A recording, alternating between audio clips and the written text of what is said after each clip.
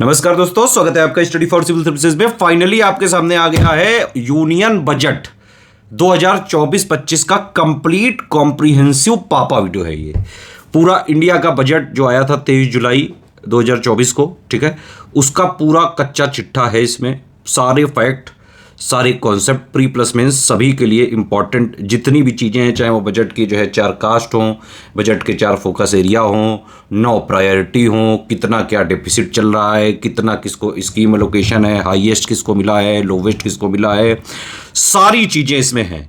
शुरुआत में इसमें स्मार्ट बोर्ड वाला जो है रिकॉर्डिंग है करीबन 15 मिनट के आसपास, उसमें सारे फैक्ट्स जो मोस्ट इंपॉर्टेंट है वो सब एक्यूमुलेट करने की कोशिश करी गई है यहाँ पे। उसके बाद के वीडियो में जो है बाकायदा बाइलिंगुअल वाली पीपीटी यूज़ करी गई हैं। जो भी टेक्निकल जितने भी टर्म्स हैं उनको इंग्लिश हिंदी दोनों में जो है एक लेमन की भाषा में समझाने का पूरा प्रयास किया है। पूरा वीडियो मैंने ही बनाया है, इसको आप देखें, ध्यान से देखें, और हो सके तो इसकी जो है पूरा वीडियो देखने के बाद एक टाइम स्टैम्प इस पे लगा दें, और प्लस इसमें जो क्वेश्चंस वगैरह पूछे गए हैं उनको जो है मैसेज में कमेंट करके लिखें। इस वाले वीडियो के साथ एक मैंने बनाया था यूनियन बजट 2024-25 के मोस्ट एक्सपेक्टेड क्वेश्चन, वो वाला वीडियो ज़रूर देख लेना। और एक new schemes in union budget 2024-25, हालांकि वो सारी चीज़ें इसमें भी इंक्लूडेड हैं, लेकिन एक बार देखेंगे तो इस बजट के बाद क्वेश्चंस लगाएंगे तो आपका थोड़ा सा जो है समझ में आएगा किस तरह से क्वेश्चन बनाए जा सकते हैं, किस तरह से एग्जाम में पूछे जा सकते हैं। ठीक है, तो यूपी बजट का पापा वीडियो मैं पहले दे चुका था। यूनियन बजट यानी कि इंडिया के बजट का ये रहा आपके सामने। जो भी आपको कहना है, कुछ फीडबैक देना है, कमेंट करना है, सजेशन देना है, वीडियो में कमेंट करके बताइए तुरंत। इस वीडियो के साथ कंप्लीट जो है ये बजट पापा भी हो गया। इससे पहले यूपी बजट का पापा भी दिया था मैंने, उसके भी मोस्ट एक्सपेक्टेड क्वेश्चन दिए थे, वो भी देखिएगा। और ये वाला बजट के साथ इसके most expected question union budget के और प्लस न्यू स्कीम। ठीक है, तो पूरा ये कंप्लीट हो गया। एक इंपॉर्टेंट इन्फॉर्मेशन आपके लिए और है, अगर आप लोग यूपी पीसीएस एग्जाम की तैयारी करते हैं, यूपी पीएससी के जो आयोग के एग्जाम है, चाहे वो यूपी पीसीएस हो, चाहे आरओ हो, चाहे बीईओ हो, ठीक है, इन तीनों का कंप्लीट प्रीलिम्स का, मेंस का, शुरुआत से सिलेक्शन तक की तैयारी के हमारे बैचेस चलते हैं लगातार। जो है पिछले 9 सालों से यूपी पीएससी के एग्जाम्स के सबसे ज़्यादा selection study for civil services से होते रहे हैं। लाखों जो है आरओ बीओ पीसीएस वगैरह के टॉपर जो है, प्लस और कई सारे एग्जाम्स में टॉपर निकल चुके हैं स्टडी फॉर सिविल सर्विसेज के फ्री इनिशिएटिव को भी फॉलो करके। तो अगर आप जो है हमारे पूरा जो है कंप्लीट एक ही जगह पूरी तैयारी करनी, कोई बुक नहीं लेनी, कोई मार्केट से कुछ नहीं लेना है, सिर्फ स्टडी फॉर सिविल सर्विसेज का कंप्लीट पेड ग्रुप ले लीजिए। यूपी पीसीएस 2025 की तैयारी करनी है, उसका कंप्लीट प्रीलिम्स और मेंस का सिलेक्शन की तैयारी का ग्रुप चल रहा है। 2024 की प्री की तैयारी करनी है, उसका प्री प्लस मेंस का कंप्लीट जो है सिलेक्शन की तैयारी का ग्रुप चल रहा है। आरओ 2023 का री एग्जाम का कंप्लीट प्रीलिम्स का, मेंस की सिलेक्शन की तैयारी का ग्रुप चल रहा है। बीओ की जो वैकेंसी आने वाली है उसका भी कंप्लीट प्रीलिम्स का जो है ग्रुप चल रहा है। इसके अलावा यूपी ट्रिपल एससी के भी एग्जाम्स के ग्रुप चल रहे हैं, उत्तराखंड पीसीएस का भी मेंस चल रहा है, आरआरबी का भी। हमारा एक ज्ञानसार एडुकेशन वाला ऐप आ गया है, उसको डाउनलोड कर लेना।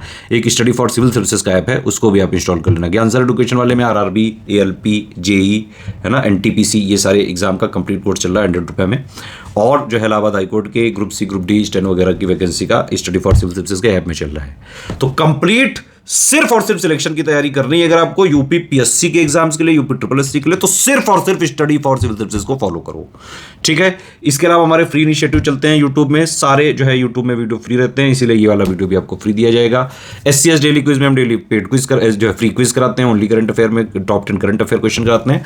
कई सारे हमारे फ्री इनिशिएटिव भी हैं, उनको भी आप यूज करके कंप्लीट संपूर्ण लाभ ले सकते हैं। ठीक है, वीडियो देखिए, लुत्फ उठाइए, बताइए कैसा जो है बना है, और कोई भी चीज अगर ना समझ में आई तुरंत क्वेश्चन जो है कमेंट पे लिख के पूछिए। चलो बजट का वीडियो अब आप देखो।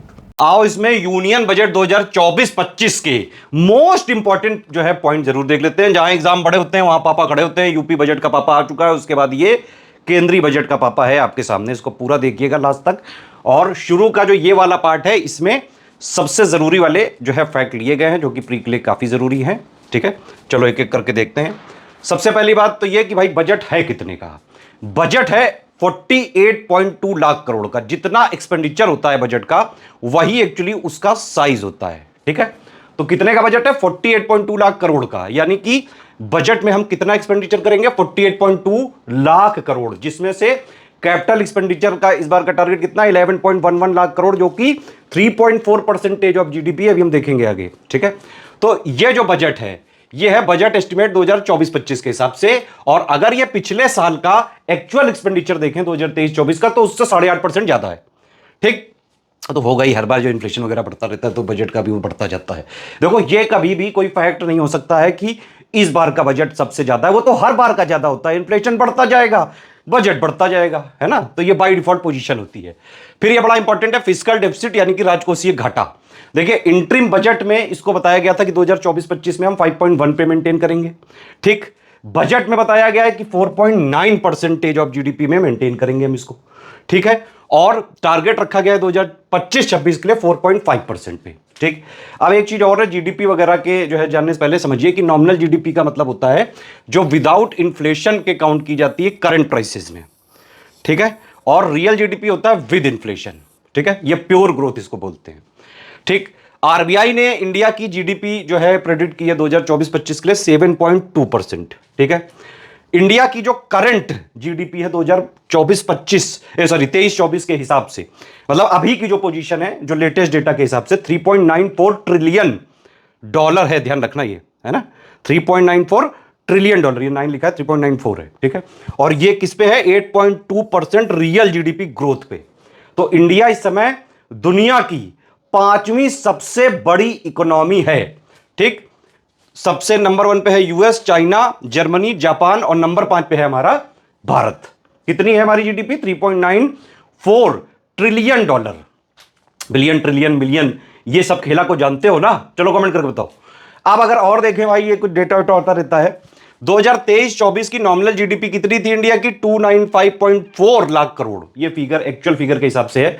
परसेंटेज वाइज ग्रोथ देखें तो 2023-24 में नॉमिनल जीडीपी ग्रोथ थी 9.6%। ठीक, और रियल जीडीपी ग्रोथ कितनी थी, 8.2%। ठीक है, 2024-25 में हम कितनी, हमारी नॉमिनल जीडीपी ग्रोथ रहेगी जिसका टारगेट कितना रहेगा, 10.5%। ठीक है, 2024-25 का टारगेट रह सकता है, पूछ सकते हैं डायरेक्टली, इसीलिए ये सब लिखा है। पूरा मेहनत करके वीडियो मैंने ये जो है ना, ये लिखा मैंने है 4-5 घंटे से, मैं जिम लगा हुआ हूं। चलो अब आगे चलते हैं। नई स्कीम आई है, ये किसी ने बताया ही नहीं होगा, क्योंकि देखिए बजट के कई सारे डॉक्यूमेंट होते हैं, बाकायदा एनुअल फाइनेंशियल स्टेटमेंट होता है, एक्सपेंडिचर वाला प्रोफाइल, रिसीट वाला प्रोफाइल, मिनिस्ट्री वाले जो है प्रोफाइल, बजटेड ग्लास, बहुत सारे डॉक्यूमेंट होते हैं, उनमें बहुत सारी चीजें पढ़नी पड़ती हैं, उसी से निकलता है सब कुछ। न्यू स्कीम है 62,593 करोड़ रुपए की न्यू स्कीम है, जो कि डिपार्टमेंट ऑफ इकोनॉमिक अफेयर्स का करीबन 78% है, वही जो है एलोकेट करता है। पूरा पूरा कैपिटल एक्सपेंडिचर में इसको काउंट करते हैं। ठीक, अब ये जो सेंट्रल डिविजिबल पूल होता है, ये जो सेंट्रल टैक्सेस और ड्यूटीज का, तो उसमें से किस स्टेट को कितना शेयर मिला है, ये पूछ सकते हैं। इंटरिम बजट में बाकायदा लिस्ट वगैरह दी थी, यूपी को हाईएस्ट मिल रहा है, इसके लिए बड़ा क्रिटिसिज्म भी हो रहा है। बताइए, साउथ वाले कह रहे हैं कि हमने बताओ पॉपुलेशन वगैरह कंट्रोल किया, यहाँ इनकी पॉपुलेशन ज्यादा है तो इनको ये मिल रहा है, वही जिसकी जितनी आबादी उसकी उतना हक के हिसाब से। तो मतलब ये जो साउथ वगैरह के जो प्रोग्राम्स हैं, पॉपुलेशन कंट्रोल, एमएमआर, आईएमआर, उन सब में देखिए बेटर काफ़ी डेटा रहता है। साउथ इंडियन स्टेट्स का लिटरेसी हो चाहे जो भी चीज़ें हो, तो उसके हिसाब से टैक्स वगैरह भी जो है वहाँ से काफ़ी आता है। लेकिन डिवोल्यूशन में सबसे ज़्यादा है यूपी को, नंबर 1, फिर बिहार, फिर एमपी, फिर वेस्ट बंगाल, फिर महाराष्ट्र, और लास्ट नंबर है गोवा, 0.386%। यूपी को मिला है 17.939%। यूपी का स्पेशली लिखा है क्योंकि भाई यूपी पीसीएस वाले ज़्यादातर देखा था। 4 मेजर कास्ट है बताई हैं इसमें बजट में, मतलब मुख्य जातियां ये हैं, अन्नदाता, गरीब, महिलाएं, युवा। मेरा सवाल तो सरकार से ये है कि जब ये 4 मेजर जो है जातियां सरकार बोल रही है बजट में, तो इन्हीं के हिसाब से सारी स्कीम का एलोकेशन करना चाहिए था ना, लेकिन ऐसा नहीं होता है। तो सरकार बजट में कुछ और चीजें बोला जाती है, और एक्चुअली अगर आप उसका पूरा प्रोफाइल देखें तो वहां पे कुछ और चीजें निकल के आती हैं। तो देखिए बजट में ज्यादातर चीजें जो है एक फैंसी स्पीच देने वाले बढ़िया बढ़िया शब्दों से जो है लिखा जाता है। बजट की स्पीच वगैरह मैं तो पढ़ता हूं तो मैं देख रहा था, और जो है एक्चुअली अगर उसको धरातल पे कंपेयर नहीं करा जा सकती हैं सारी चीजें। ठीक है, ऐसा ही होता है। ठीक है, हमारे यहाँ ऐसा ही होता है। ठीक, तो 4 मेजर कास्ट कौन कौन सी हैं, फार्मर, अन्नदाता, गरीब, पुअर, महिला, वुमेन, और युवा यानी कि यूथ। ठीक है, लेकिन जो भी बजट वगैरह के एलोकेशन होते हैं, स्कॉलरशिप्स होती हैं, फॉर्म वगैरह होते हैं, वो सब इन 4 जातियों के हिसाब से नहीं होती हैं। उनके लिए जो बाकायदा जो है समाज ने जो जातियां बनाई हुई हैं, जो संविधान ने हमारी जातियां बनाई हुई हैं, वो सबके हिसाब से होता है। 4 मुख्य विषय, थीम क्या है, एम्प्लॉयमेंट, रोजगार, लगातार ऑपोजिशन मुद्दा उठा रहा था तो ये आ गया यहाँ पे। ठीक है, सरकार एक्चुअली करती क्या है, जो ऑपोजिशन वाले मुद्दे उठाते हैं वो अपने उसमें ला देती है कि तुम्हारे पास मुद्दा ही ना बचे, अब तुम काहे के लिए अपोज करोगे, लो एम्प्लॉयमेंट का जो है यहाँ पे ले आए। ठीक, स्किलिंग, कौशल प्रशिक्षण, एमएसएमई पे फोकस करेंगे, मिडिल क्लास पे फोकस करेंगे। ये लिखने की बात है केवल, जबकि मिडिल क्लास के लिए ऐसा कोई भी रिलीफ एक्चुअली में बजट में नहीं दिया गया है, अगर आप देखें ध्यान से। खैर चलो आगे चलते हैं, जब ज्यादा लपर लपर नहीं, चुपचाप फैक्ट पे रहो। 9 प्रायोरिटीज हैं, हमारी प्राथमिकताएं हैं 9। ये देख लेना ध्यान से, इनमें से कहो यही पूछ दें, 4 लिख दें और एक कोई इधर उधर की ला दें, कह दे बताओ इनमें से कौन सी नहीं है, तो ये आ सकती हैं। ये 9 प्रायोरिटी पे ही पूरा एक्चुअली बजट है। इन्हीं को पूरा डिफाइन करने में मैक्सिमम स्पीच का पार्ट है। यही 9 है, बस यही है पूरा बजट। पहली क्या है, प्रोडक्टिविटी और रेजिलियंस लाएंगे एग्रीकल्चर में, कृषि में उत्पादकता और अनुकूलनीयता। ठीक है, कृषि में जो है कई सारी जो है क्लाइमेट रेजिस्टेंस वैरायटी लाई जाएंगी, प्रोडक्टिविटी बढ़ाने पे काम किया जाएगा, बहुत सारी चीजें भी हम कई सारे स्टेप देखेंगे आगे। ठीक है, उसके सेकंड है एम्प्लॉयमेंट और स्किलिंग, यानी कि रोजगार और कौशल प्रशिक्षण। तीसरा है inclusive human resource development and social justice, समावेशी मानव विकास संसाधन और सामाजिक न्याय। सामाजिक न्याय जो है सरकार का मेन फोकस रहा है, जबकि प्रियम्बल में अगर आप देखें तो इकोनॉमिक जस्टिस, पॉलिटिकल जस्टिस पे भी फोकस करना चाहिए। फिर मैन्युफैक्चरिंग एंड सर्विसेज, विनिर्माण और सेवाएं, अर्बन डेवलपमेंट, शहरी विकास, ऊर्जा सुरक्षा, एनर्जी सिक्योरिटी, अवसंरचना, इंफ्रास्ट्रक्चर, नव प्रवर्तन, अनुसंधान और विकास, इनोवेशन, रिसर्च एंड डेवलपमेंट, अगली पीढ़ी के सुधार, नेक्स्ट जनरेशन रिफॉर्म्स। ठीक है, फिर important fact, top 3 taxes budget के हिसाब से कौन है, जो कि प्रीलिम्स का फैक्चुअल क्वेश्चन छोटू सा बन सकता है। नंबर 1 पे है इनकम टैक्स 11.87 लाख करोड़। ये जो है बड़ा अप्रत्याशित हुआ है। बहुत सारे जो है अगर आप डेवलप्ड कंट्रीज वगैरह में देखें तो ज़्यादातर में कॉर्पोरेट टैक्स जो वगैरह ज़्यादा होता है। यहाँ पे जो है इनकम टैक्स पे सरकार का ज़्यादा फोकस है। 2024-25 के लिए भी वही फोकस है। सेकंड नंबर पे जीएसटी है 10.61 लाख करोड़। थर्ड नंबर पे कॉर्पोरेट टैक्स है 10.2 लाख करोड़। ठीक है, तो टॉप 3 टैक्स में नंबर 1 इनकम टैक्स, जीएसटी, फिर कॉर्पोरेट टैक्स। ठीक, हाईएस्ट एलोकेशन अगर पूछेंगे कि किस मिनिस्ट्री वाइज किसको मिला है, मिनिस्ट्री ऑफ डिफेंस को 6.21 लाख करोड़ का दिया गया है टोटल, जो कि टोटल बजट जो है एस्टिमेट्स का 12.9% है। इंट्रीम बजट के हिसाब से 13.04% था। ठीक है, लेकिन इंट्रीम बजट आया था 1 फरवरी को, ये वाला मेन बजट आया है 23 जुलाई को, तो भैया 1 फरवरी को पूरे फाइनेंशियल ईयर का डेटा नहीं आता है ना, इसीलिए ये वाला मेन करेक्ट है 12.9%। ठीक, gross NPA schedule commercial bank का अब ये घटा है और ये हो गया 2.8%। मार्च 2024 के एंड तक का है ये डेटा, पीक था तो 11.2%, जुलाई 2017-18 में था। एवरेज रिटेल इन्फ्लेशन, महंगाई 5.4% रही है 2023-24 में। ये 2022-23 में 6.7% थी। ये एक्चुअली सरकार का ये टारगेट रहता है, आपने हमेशा सुना होगा 4% पे हम टारगेट करेंगे इन्फ्लेशन को, और ±2% का वो कैविएट रखेंगे कि भाई 2 से 6% में महंगाई वाला ये इन्फ्लेशन वाला मेंटेन होना चाहिए। ये 2015 में एक उर्जित पटेल कमेटी बनाई गई थी आरबीआई ने, तो उन्होंने ये जो है सजेस्ट किया था। उसके बाद मॉनेटरी पॉलिसी कमेटी के हिसाब से चीजें होती रहती हैं, लेकिन मेन टारगेट यही रहता है, तो 4% ±2%। इसीलिए आप देखें हमेशा सरकार के किसी भी डॉक्यूमेंट में यही लिखा रहता है। उर्जित पटेल कमेटी का था, ये ध्यान रखिएगा, क्या पता कभी पूछ लें। खैर, हाईएस्ट गवर्नमेंट स्कीम जो है बजट के हिसाब से सबसे ज्यादा किस स्कीम को एलोकेशन किया गया, नंबर 1 पे है प्रधानमंत्री गरीब कल्याण योजना। ठीक है, ये कितना है 2.05 लाख करोड़। लेकिन ये कोई परमानेंट नहीं है, बीच बीच में भी सरकार जो है बीच बीच में निर्णय देती रहती है कि हाँ भाई 4 साल के लिए बढ़ा दी, 5 साल के लिए बढ़ा दी। ये है एक्चुअली में देखा जाए तो ये वाला शायद ऑप्शन अगर ना हो तो मनरेगा लगाइएगा। ठीक है, तो वैसे जो है मनरेगा है, लेकिन ये वाली भी इंक्लूड की जाएगी क्योंकि 2.05 लाख करोड़ है। फिर अगर ये ऑप्शन ना हो तो मनरेगा है। ठीक है, मनरेगा का 86,000 करोड़, पीएम आवास योजना का है 84,671 करोड़, और ये एलोकेशन है 2024-25 के बजट में। जल जीवन मिशन का है 70,163 करोड़। सब्सिडी अगर पूछें तो हमेशा ध्यान रखना, अभी जो लेटेस्ट कुछ सालों से चल रहा है डेटा, फूड सबसे ज्यादा होता है, फिर फर्टिलाइजर होता है, फिर पेट्रोलियम होता है, FFP वही लिखा है यहाँ पे। फूड की है 2.05 लाख करोड़, फर्टिलाइजर 1.64 लाख करोड़, और ये पेट्रोलियम है 3rd नंबर पे। ठीक है, नेक्स्ट चलते हैं। टोटल एक्सपेंडिचर मैंने बताया था भाई, जितना बजट है टोटल वही है एक्सपेंडिचर। कई लोग पूरा बजट पढ़ा जाते हैं, बताते ही नहीं भाई बजट कितने का है। जो टोटल एक्सपेंडिचर है वही तो बजट है। तो टोटल एक्सपेंडिचर है 48.2 लाख करोड़ का है।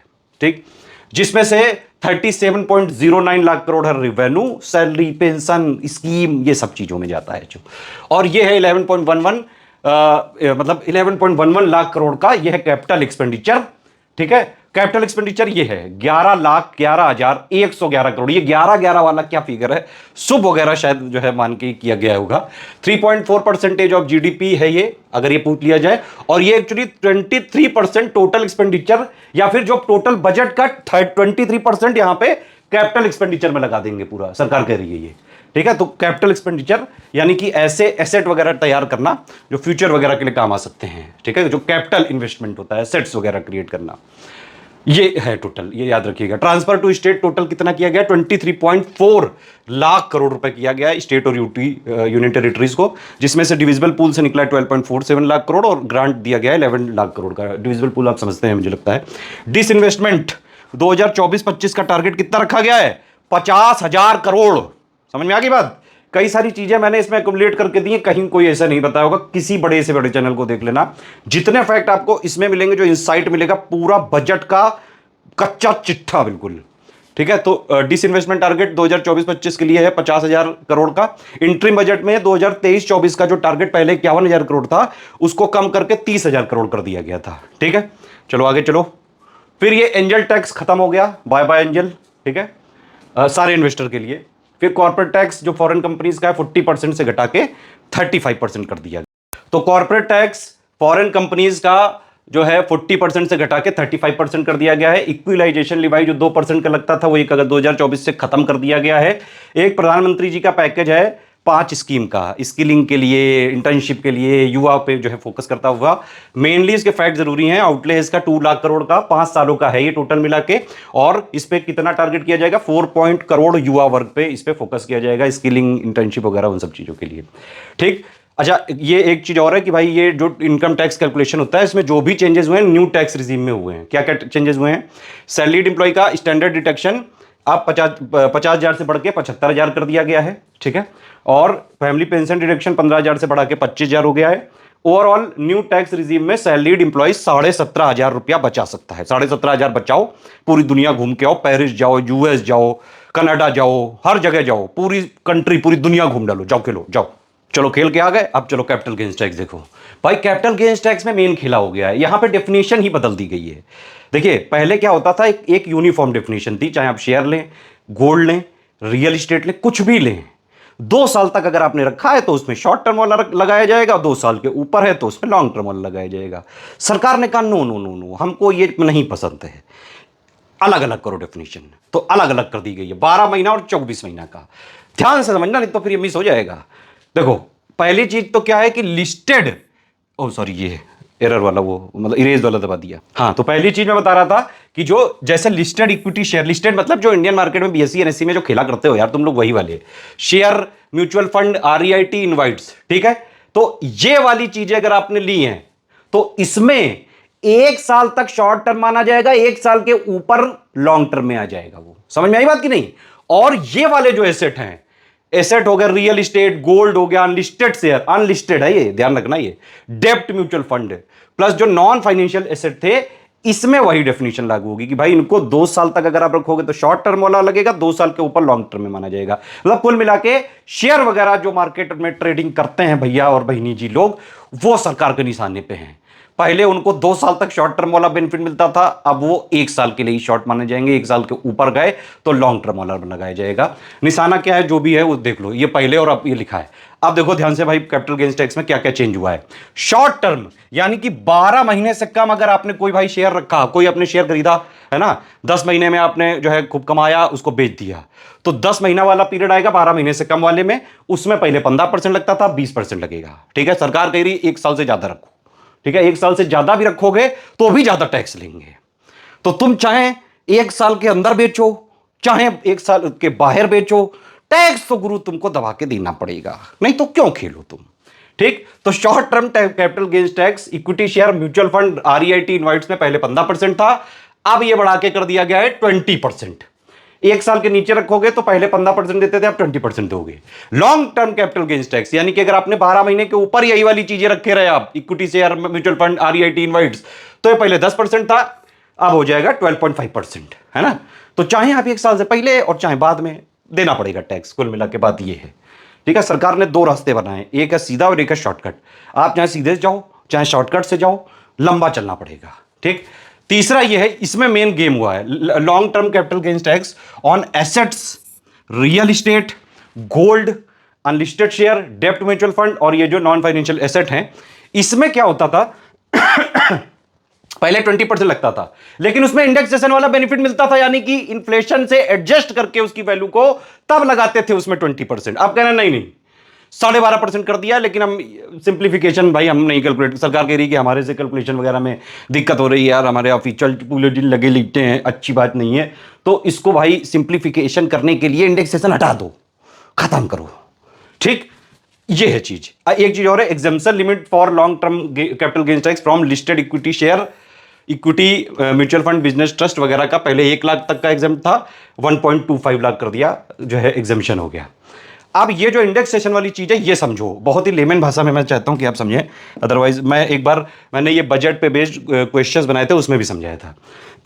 एक हाइपोथेटिकल सिचुएशन लेते हैं, मान लो 1990 पे आपके पास 1 लाख रुपए थे, आपने उसकी कहीं कोई प्रॉपर्टी वगैरह ले ली, ठीक।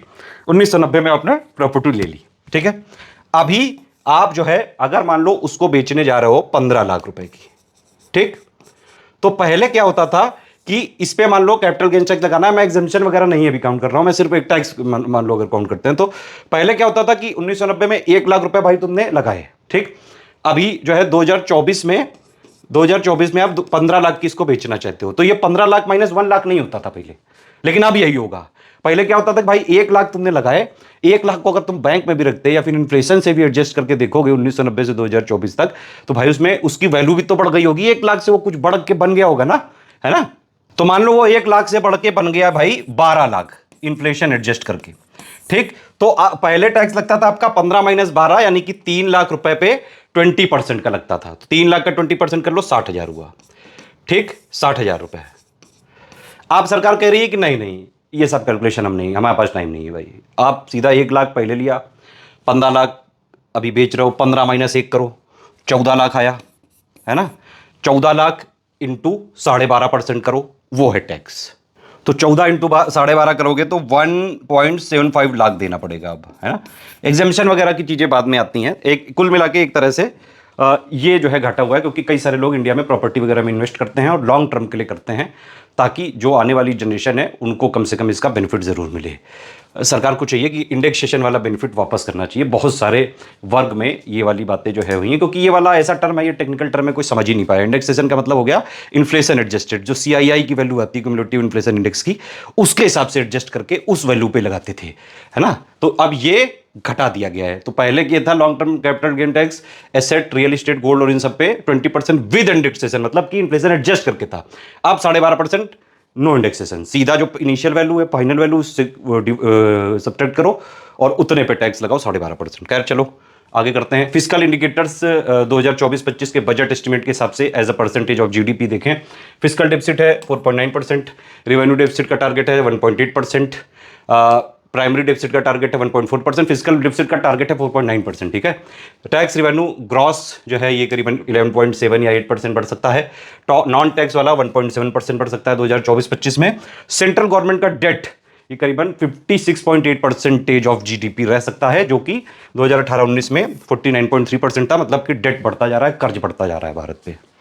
चलो बोर्ड वाली चीज़ें जो है कर ली, अभी और है रिकॉर्डिंग करनी है, अभी देखते रहिए। पूरा जो है बजट का पापा वीडियो देखोगे तो पूरी प्री प्लस मेंस की कंप्लीट कॉम्प्रिहेंसिव अंडरस्टैंडिंग बन जाएगी। PCS की परीक्षा प्री प्लस मेंस, RO की परीक्षा प्री प्लस मेंस, BO वगैरह के लिए काम आ सकता है। चलिए अब ओवरऑल बजट पे आते हैं, क्या रहा, कैसा रहा, कितना रहा, वो सब चीज़ें। ये PPT दोनों लैंग्वेज में है तो दोनों लोग समझ सकते हैं। 23 जुलाई को मेन बजट जो है प्रस्तुत हुआ था और 1 फरवरी को इंटरिम बजट 2024 को, ठीक है। कितने का बजट है? 48.2 लाख करोड़ का, और यही है एक्सपेंडिचर, ठीक है।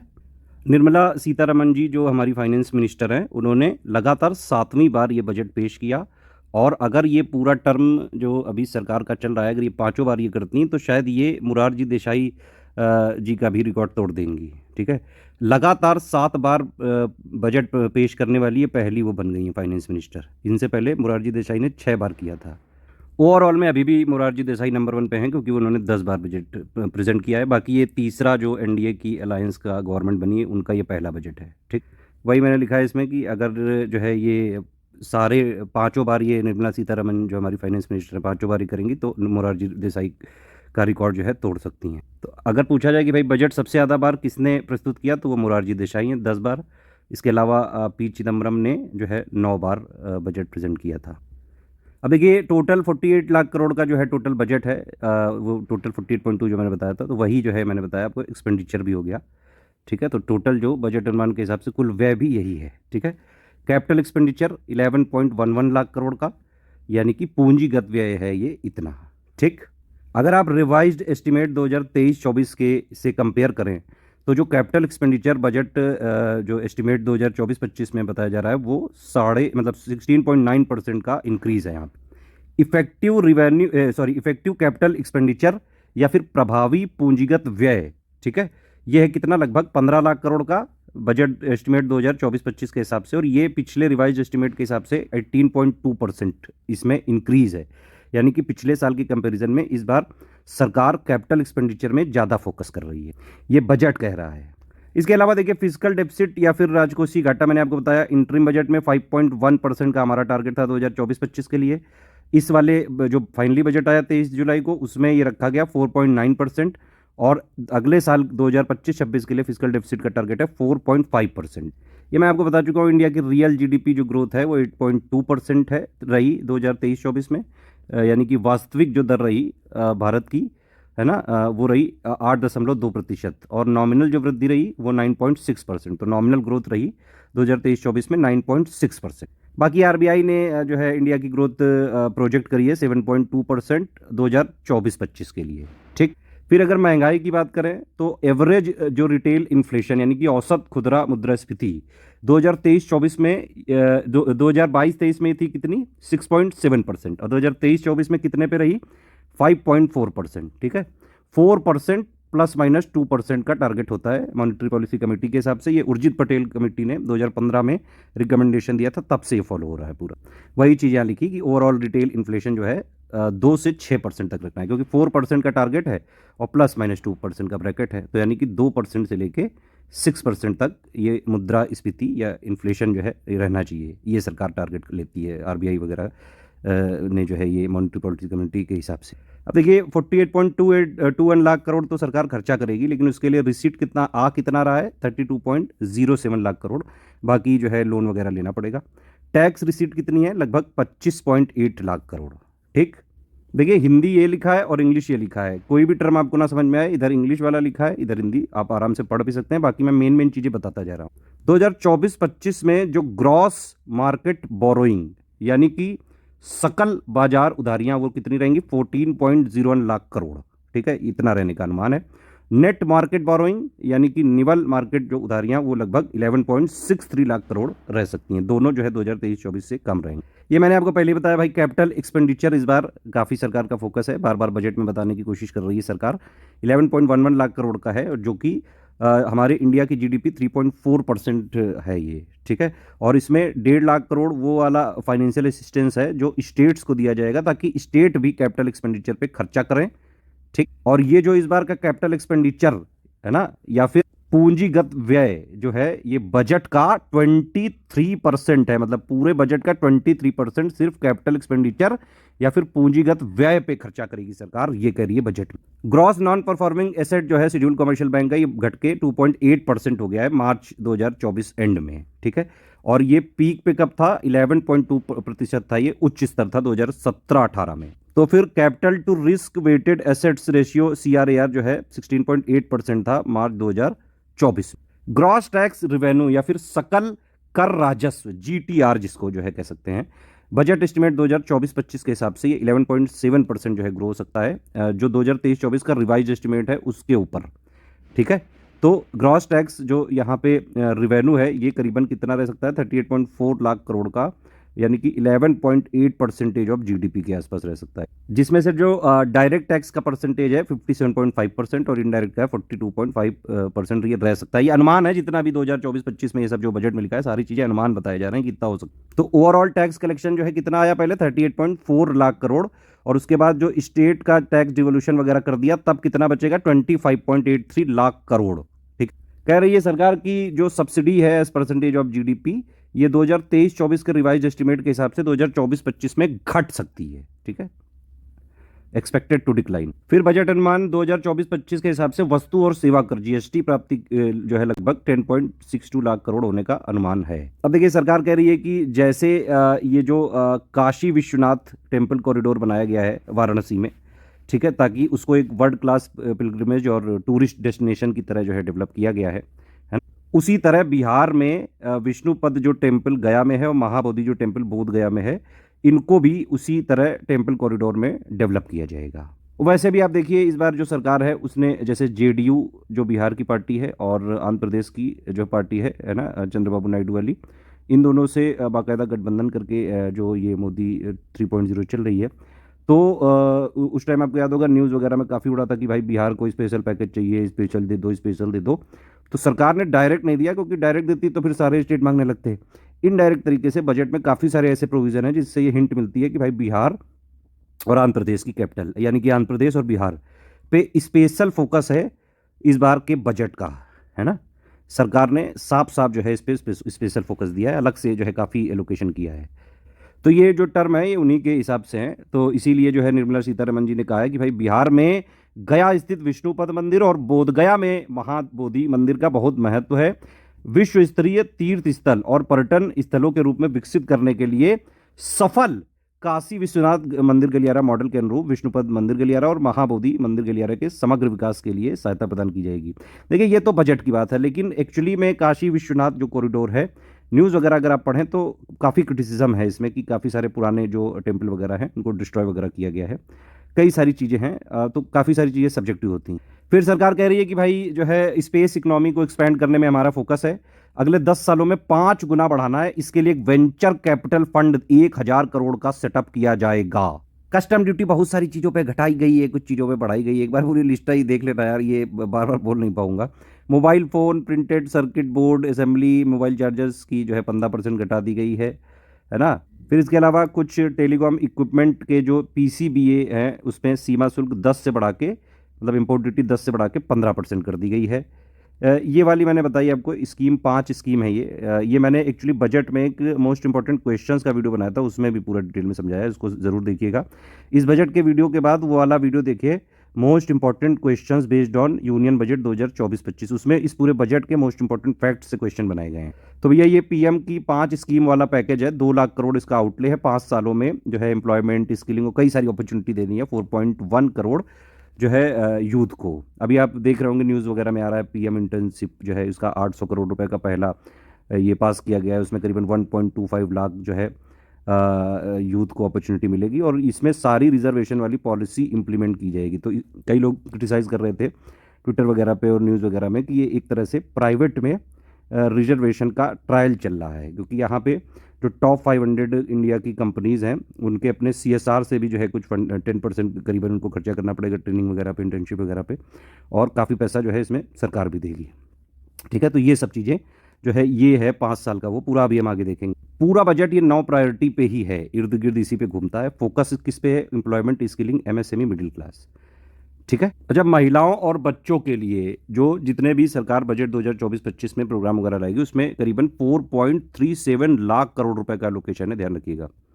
यहाँ मोर देन 3 लाख करोड़ लिखा है, तो इसका स्पेसिफिक फिगर ये है 4.37 लाख करोड़ रुपए महिलाओं और बच्चों के लिए एलोकेट किए गए हैं, उनके वेलफेयर के प्रोग्राम चलाए जाएंगे। ठीक है, इसके अलावा जो ग्रामीण जो है ये रूरल डेवलपमेंट के लिए 2.66 लाख करोड़ रुपए का प्रोविजन किया गया है, जिसमें रूरल इंफ्रास्ट्रक्चर वगैरह पे फोकस किया जाएगा। तो ग्रामीण अवसंरचना समेत ग्रामीण विकास के लिए कितना जो है रुपए का प्रावधान किया गया है? 2.66 लाख करोड़ रुपए का प्रावधान किया गया है, ध्यान रखना भैया।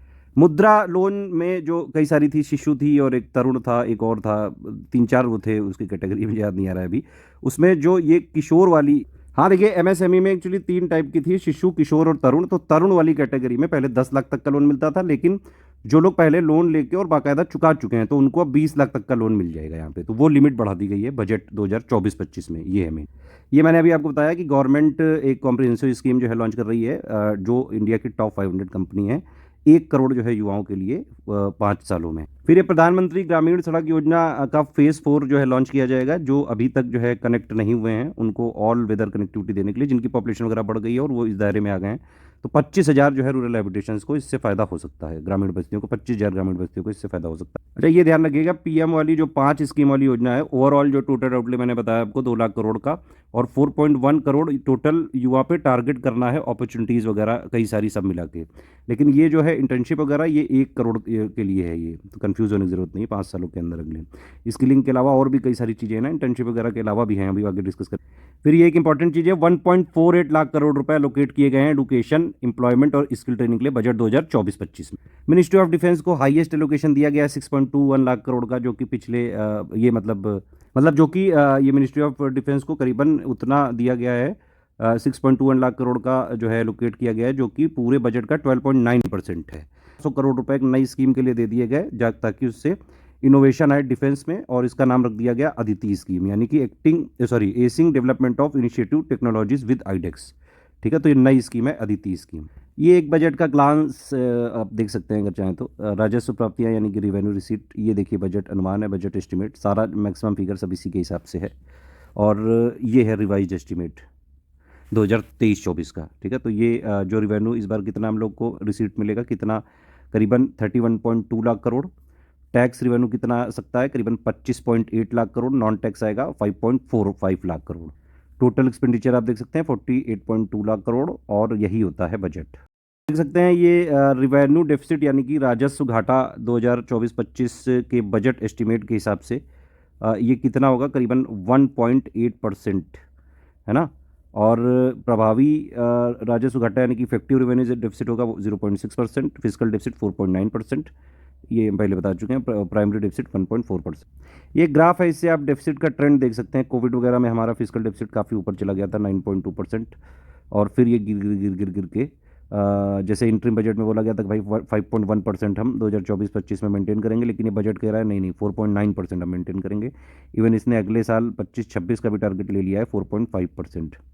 तो ये मतलब इसमें दिखाया जा रहा है। अब इतना डेफिसिट है तो भाई लेना भी तो पड़ेगा, कहाँ से लिया जाएगा। सबसे जो है ये देखिए क्वेश्चन आ चुका है कई बार, ये लार्जेस्ट जो सोर्स है वो है मार्केट बोरोइंग। ठीक है, नंबर 1 पे मार्केट बोरोइंग है, नंबर 2 पे सिक्योरिटी अगेंस्ट स्मॉल सेविंग है। ये एक तरह जो है एक उसमें लिख दिया गया है कि भाई 2024-25 के हिसाब से फिजिकल डेफिसिट या राजकोषीय घाटा 4.9% रहेगा, रिवेन्यू डेफिसिट 1.8% रह सकता है, प्राइमरी डेफिसिट 1.4% रह सकता है, कर राजस्व जो ग्रॉस सकल है वो 11.8%, गैर कर राजस्व 1.7%, और ऋण जो है 56.8%। वही चीज़ यहाँ पे इंग्लिश में लिखी हुई है। ठीक है, देख सकते हैं, आप पढ़ सकते हैं यहाँ थोड़ा सा, है ना। सेंट्रल गवर्नमेंट डेट, ये सब मैंने स्टार्टिंग में बताया थे मेन भी। अच्छा देखिए, ये वाली शीट से आप साफ साफ देख सकते हैं, ये है पूरे टैक्सेस, है ना। ये इधर जो ये पूरे लिखे हुए हैं, ये देखिए टैक्सेस लिखे हैं, और ये इधर इनका नंबर है। तो 2024-25 के हिसाब से हाईएस्ट जो है नंबर 1 पे कौन सा टैक्स आएगा, इनकम टैक्स, फिर आएगा जीएसटी वाला टैक्स, ये वाला, है ना 10.6 ना, उसके बाद है कॉर्पोरेशन टैक्स। तो ये आ सकता है ये एग्जाम में, सब नंबर 1 पे इनकम टैक्स रहेगा, फिर जो है जीएसटी, और फिर कॉर्पोरेट टैक्स। ठीक है। अच्छा, कॉर्पोरेट टैक्स जल्दी से बताओ, डोमेस्टिक कंपनी के लिए इंडिया में कितना है, कमेंट करके बताओ। ये डेफिसिट आप देख सकते हैं, 2-3 बार देख लिया। रिवेन्यू डेफिसिट 4.9%, यानी कि 1.61 लाख करोड़ का रह सकता है। और जो है रिवेन्यू, ये फिजिकल डेफिसिट की बात हो रही है, रिवेन्यू डेफिसिट करीबन 5.8 लाख करोड़ का रह सकता है, effective revenue deficit 1.89 lakh crore का, और प्राइमरी डेफिसिट करीबन 4.5 लाख करोड़ का। परसेंटेज वाइज हम देख चुके, वही चीज़ यहाँ लिखी, टॉप 3 टैक्सेस भाई, इनकम टैक्स नंबर 1, फिर जीएसटी, फिर कॉर्पोरेट टैक्स। ये ग्राफ दिखा रहा है कि भाई कैपिटल एक्सपेंडिचर जो है लगातार बढ़ता जा रहा है। ठीक है, ये ग्रांट इन ऐड है, ये वाला जो येलो कलर वाला है, ये कैपिटल एक्सपेंडिचर है 11.1। ठीक है, और ग्रांट इन ऐड कितना मिल गया 3.9, तो हो गया कितना 15 लाख करोड़ का टोटल इफेक्टिव कैपिटल एक्सपेंडिचर हो गया। ये आप देख सकते हैं, ट्रेंड इन टैक्स रिसीट है ये। ठीक है, तो येलो वाला डायरेक्ट टैक्स है, यानी कि 2024-25 में हम लोग डायरेक्ट टैक्स कितना जो है यहाँ पे आ सकता है 6.8% ऑफ जीडीपी आ सकता है। इनडायरेक्ट टैक्स आएगा सिर्फ 5%। ठीक है, तो डायरेक्ट टैक्स जो है यहाँ पे ज़्यादा आ रहा है। और ग्रॉस टैक्स रिसीट कितनी हो सकती है 2024-25 के हिसाब से 11.8%, ध्यान रखना ये चीज़। ठीक, ये कुछ ग्राफ वगैरह दिए हैं कि भाई बजट 2024-25 के हिसाब से सबसे ज़्यादा जो है अगर आप स्कीम वगैरह में देखें तो सबसे ज़्यादा सेंट्रल सेक्टर स्कीम में जो है पैसा खर्चा होता है, उसके बाद अदर सेंट्रल सेक्टर एक्सपेंडिचर होते हैं, फिर उसके बाद इस्टेब्लिश्ड ये जो है एक्सपेंडिचर ऑफ सेंटर होता है ना, उसके बाद सेंट्रली स्पॉन्सर्ड स्कीम होती हैं, उसके बाद अदर ग्रांट और उसके बाद फाइनेंस कमीशन के ग्रांट्स होते हैं। तो ये सब जो है एक्सपेंडिचर यानी कि व्यय हो रहा है, खर्चा हो रहा है। टोटल ट्रांसफर टू स्टेट और यूनियन टेरिटरी का करीबन 23.49 लाख करोड़, ये देख रहे हैं आप, धीरे धीरे बढ़ता जा रहा है लगातार। देखिए जितना भी स्टेट को ट्रांसफर किया गया तो उसमें सबसे जो बड़ा कंपोनेंट होता है वो ये वाला होता है, येलो वाला, ठीक है, यानी कि डिवोल्यूशन वाला, ठीक। और उसके बाद जो है ये स्कीम और रिलेटेड अदर ट्रांसफर और फिर जो है फाइनेंस कमीशन ग्रांट्स होते हैं। तो ये ज़रूर ध्यान रखिएगा। ये इससे भी देख सकते हैं कि भाई sources of financing fiscal deficit, राजकोषीय घाटा वित्त पोषण के स्रोत क्या क्या हैं। नंबर 1 पे है मार्केट बोरोइंग, आप देख सकते हैं 11.6 लाख करोड़, है ना। नंबर 2 पे कौन सा है, ये वाला है, सिक्योरिटी अगेंस्ट स्मॉल सेविंग। मेरे हिसाब से 2 याद रखें, ये इन्हीं में मेन खेलते हैं एग्जामिनर। ये एक सिंबॉलिक पिक होती है कि भाई पूरे बजट में रुपया सबसे ज़्यादा कहाँ से आता है, मतलब 100 रुपये का अगर बजट माना जाए तो उसमें कहाँ कहाँ से पैसा आ रहा है, ठीक है। तो सबसे ज़्यादा तो भाई हम उधारी ही लेते हैं, तो नंबर 1 पे हमारी हो गई बोरोइंग, ठीक है। उधारी लिए बिना जो है नहीं चल सकता है काम। दूसरे नंबर पे है हमारा इनकम टैक्स, 19% आता है, ये वाला, ये हो गया नंबर 1, ये हो गया नंबर 2। नंबर 3 पे हमारा जीएसटी है, ठीक है।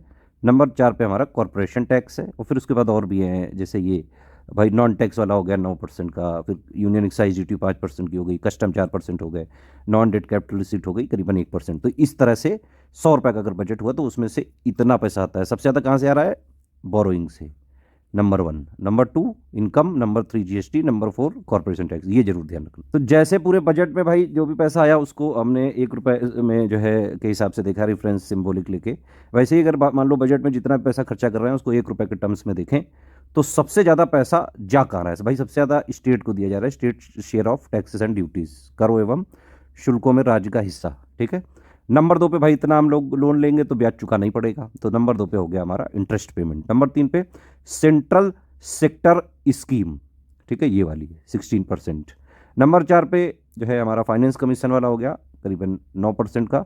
तो ये इस तरह से पैसा खर्चा हो रहा है, रुपया में 1 रुपया में कहाँ से आया कहाँ गया, ये बड़ी इंपॉर्टेंट चीज़ है। अगर आप देख सकते हैं, देखिए ये सब्सिडी है, जैसे मैंने बोला था आपको एफएफपी ध्यान रखना, देखो फर्टिलाइजर है ये, है ना, और फिर ये फूड है, और फिर ये पेट्रोलियम है, देखो है। तो फूड सबसे ज़्यादा करीबन 2 लाख करोड़ के आसपास, फिर फर्टिलाइजर 1.64 लाख करोड़ के आसपास, फिर पेट्रोलियम करीबन 11,000 करोड़ के आसपास। तो सब्सिडी में सबसे ज़्यादा फूड, फर्टिलाइजर, पेट्रोलियम, एफएफपी, ये ध्यान रखना। ये कई सालों से चल रहा है फॉर्मूला नहीं, मतलब ये एक ट्रेंड है, अब इसको थोड़ा याद रख सकते हैं, जब तक सरकार कोई सब्सिडी वगैरह में कोई सब्सटेंशियल चेंजेस नहीं करती। इससे और भी चीज़ें पता चल सकती हैं, जैसे एजुकेशन में कितना है 1.25 लाख करोड़, है ना। हेल्थ पे कितना है 89,000 करोड़, है ना। तो ये सब चीज़ें जो है पता चल सकती है। बताओ अच्छा, सरकार जो है एडुकेशन में जीडीपी का कितने % खर्चा करती है, और हेल्थ में भी जीडीपी का कितने % खर्चा करती है, कुछ तुम लोग भी बताओ यार, हर चीज़ में जो है आ जाते हैं आप लोग सुनने। थोड़ा होमवर्क भी करा करो यार, होमवर्क करके कमेंट नहीं करते हो फिर तुम लोग। एक्सपेंडिचर ऑन मेजर आइटम्स में देखें तो नंबर 1 डिफेंस है, नंबर 2 रूरल डेवलपमेंट है, फिर एग्रीकल्चर एंड एलाइड एक्टिविटीज़ है, यानी कि कृषि एवं संबद्ध कार्यालय कार्यकलाप, और फिर होम अफेयर्स है, सॉरी माफ़ी चाहेंगे, फिर ये एडुकेशन शिक्षा, आईटी एंड टेलीकॉम, हेल्थ हो गया, एनर्जी हो गया, समाज कल्याण, वाणिज्य एवं उद्योग। ये एक पिक है, थोड़ी सिंबॉलिक सी है कि भाई बजट साइज इतना है, कैपिटल रिसीट इसमें इतना आ रहा है ना। अब कैपिटल में क्या क्या आता है, एनडीसीआर आ गया, डेट रिसीट आ गया, स्मॉल सेविंग वाला हो गया, मार्केट लोन्स हो गए, ये सब कैपिटल में हो गया। नेट टैक्स रिसीट कितना आ रहा है 25.84 लाख करोड़। इसमें टैक्सेस यूटी वाले हो गए, कस्टम हो गए, जीएसटी हो गए, एक्साइज ड्यूटी हो गए, टैक्सेस और इनकम हो गए, है ना, फिर कॉर्पोरेशन टैक्स, है ना। तो ये सब चीज़ें आई इसमें, और गया क्या क्या इससे एनडीआर फंड में ट्रांसफर किया गया, share of state share of taxes किया गया, ठीक है। नॉन टैक्स रेवेन्यू कितना आया 5.46 लाख करोड़, जिसमें नॉन टैक्स में क्या क्या आता है, इंटरेस्ट हो गया, डिविडेंड, प्रॉफिट, अदर्स हो गया, ठीक। ऐसे ही भाई इधर है कि भाई स्कीम का एक्सपेंडिचर कितना है 20.22 लाख करोड़, इसमें सेंट्रल सेक्टर की कितनी 15.16 लाख करोड़। तो सबसे ज़्यादा ये सेंट्रल सेक्टर स्कीम पे जो है पैसा वगैरह फोकस हो रहा है। सब्सिडी देखिए करीबन 4.2 लाख करोड़ की है, जिसमें सबसे ज़्यादा फूड, फर्टिलाइजर, है ना, फिर पेट्रोलियम। तो इस तरह से है ये। फिर इधर अगर आप देखें ट्रांसफ़र वगैरह जो है कितना क्या किया गया है, उसमें एक्सपेंडिचर इस्टेब्लिशमेंट का इतना ट्रांसफ़र किया गया है, अदर कैपिटल एक्सपेंडिचर का इतना। तो ये एक सिंबॉलिक टाइप की पिक। फिर यहाँ पे स्पीच के कुछ कुछ चीज़ें जो है हम यहाँ लेना चालू करते हैं, और इसी में प्रायोरिटीज़ वगैरह भी बताते जाएंगे। स्पीच कोशिश करेंगे इसी में, मैं एक्चुअली अलग फ़ोन में मैंने खोल लिया है, जो भी चीज़ होंगी इसी में मैं बता दूंगा, ज़रूरत पड़ी तो अलग से भी बता देंगे। देखिए स्पीच के शुरुआत में एक्चुअली निर्मला सीतारमन जी जो है थैंक्स करती हैं जनता का कि भाई तीसरा टर्म उनको जिताने के लिए धन्यवाद वगैरह वो वाली चीज़ें कि ग्रेटिट्यूड वगैरह दे रही हैं। फिर उसके बाद ग्लोबल कॉन्टेक्स्ट में जो है हमारी फाइनेंस मिनिस्टर बताती हैं कि कई सारी पॉलिसी अनसर्टेनिटीज़ हैं, है ना, फिर भी इंडियन इकोनॉमी जो है ठीक परफॉर्म करने की कोशिश कर रही है। एलिवेटेड जो है एसेट प्राइस, है ना, एसेट प्राइस जो है बढ़ चुके हैं, पॉलिटिकल अनसर्टेनिटीज़ हैं, शिपिंग डिस्ट्रप्शंस हैं, पोत परिवहन में अव्यवस्थाएं, तो ये सब जो है एक रिस्क हैं ग्रोथ के लिए, मतलब कि ग्रोथ को नीचे ले जाने के लिए और इन्फ्लेशन को बढ़ाने के लिए। ये सब एक्चुअली मेंस के पॉइंट्स हैं।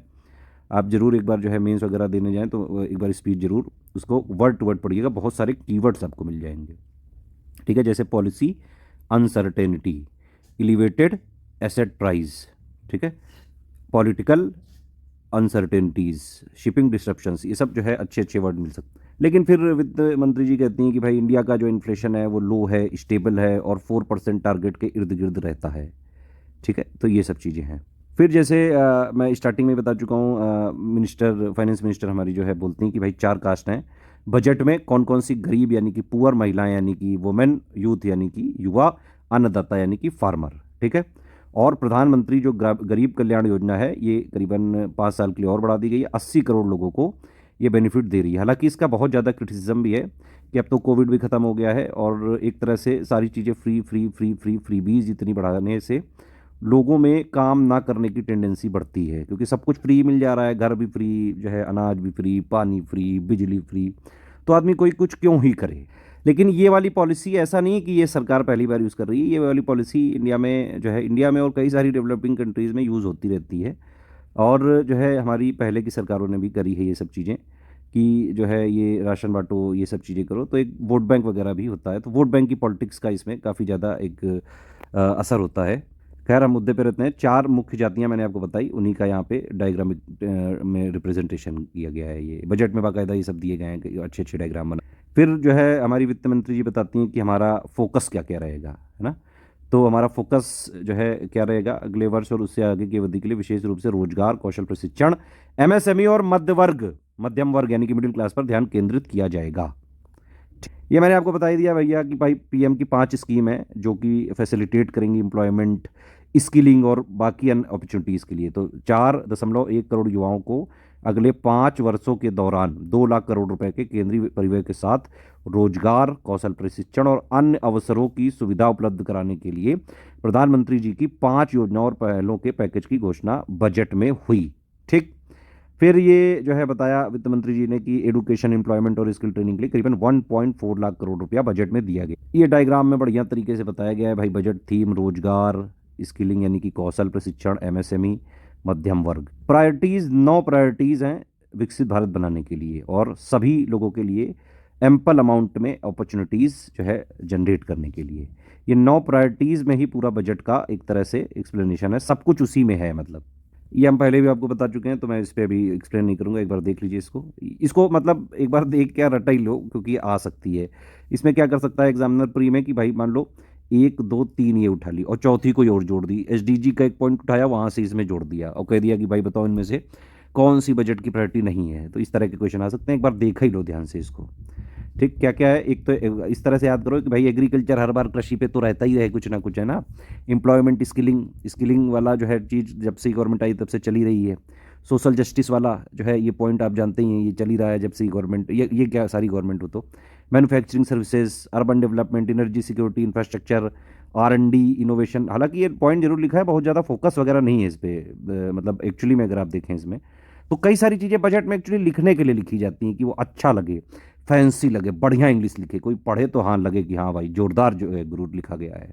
और नेक्स्ट जनरेशन रिफॉर्म। अब देखिए ये जो है पहली प्रायोरिटी हम डिस्कस करते हैं, कृषि में उत्पादकता और अनुकूलनीयता यानी कि रिजिलियंस लाना, कृषि में प्रोडक्टिविटी बढ़ाना कृषि की। तो उसके लिए भाई क्या क्या कर रहे हैं।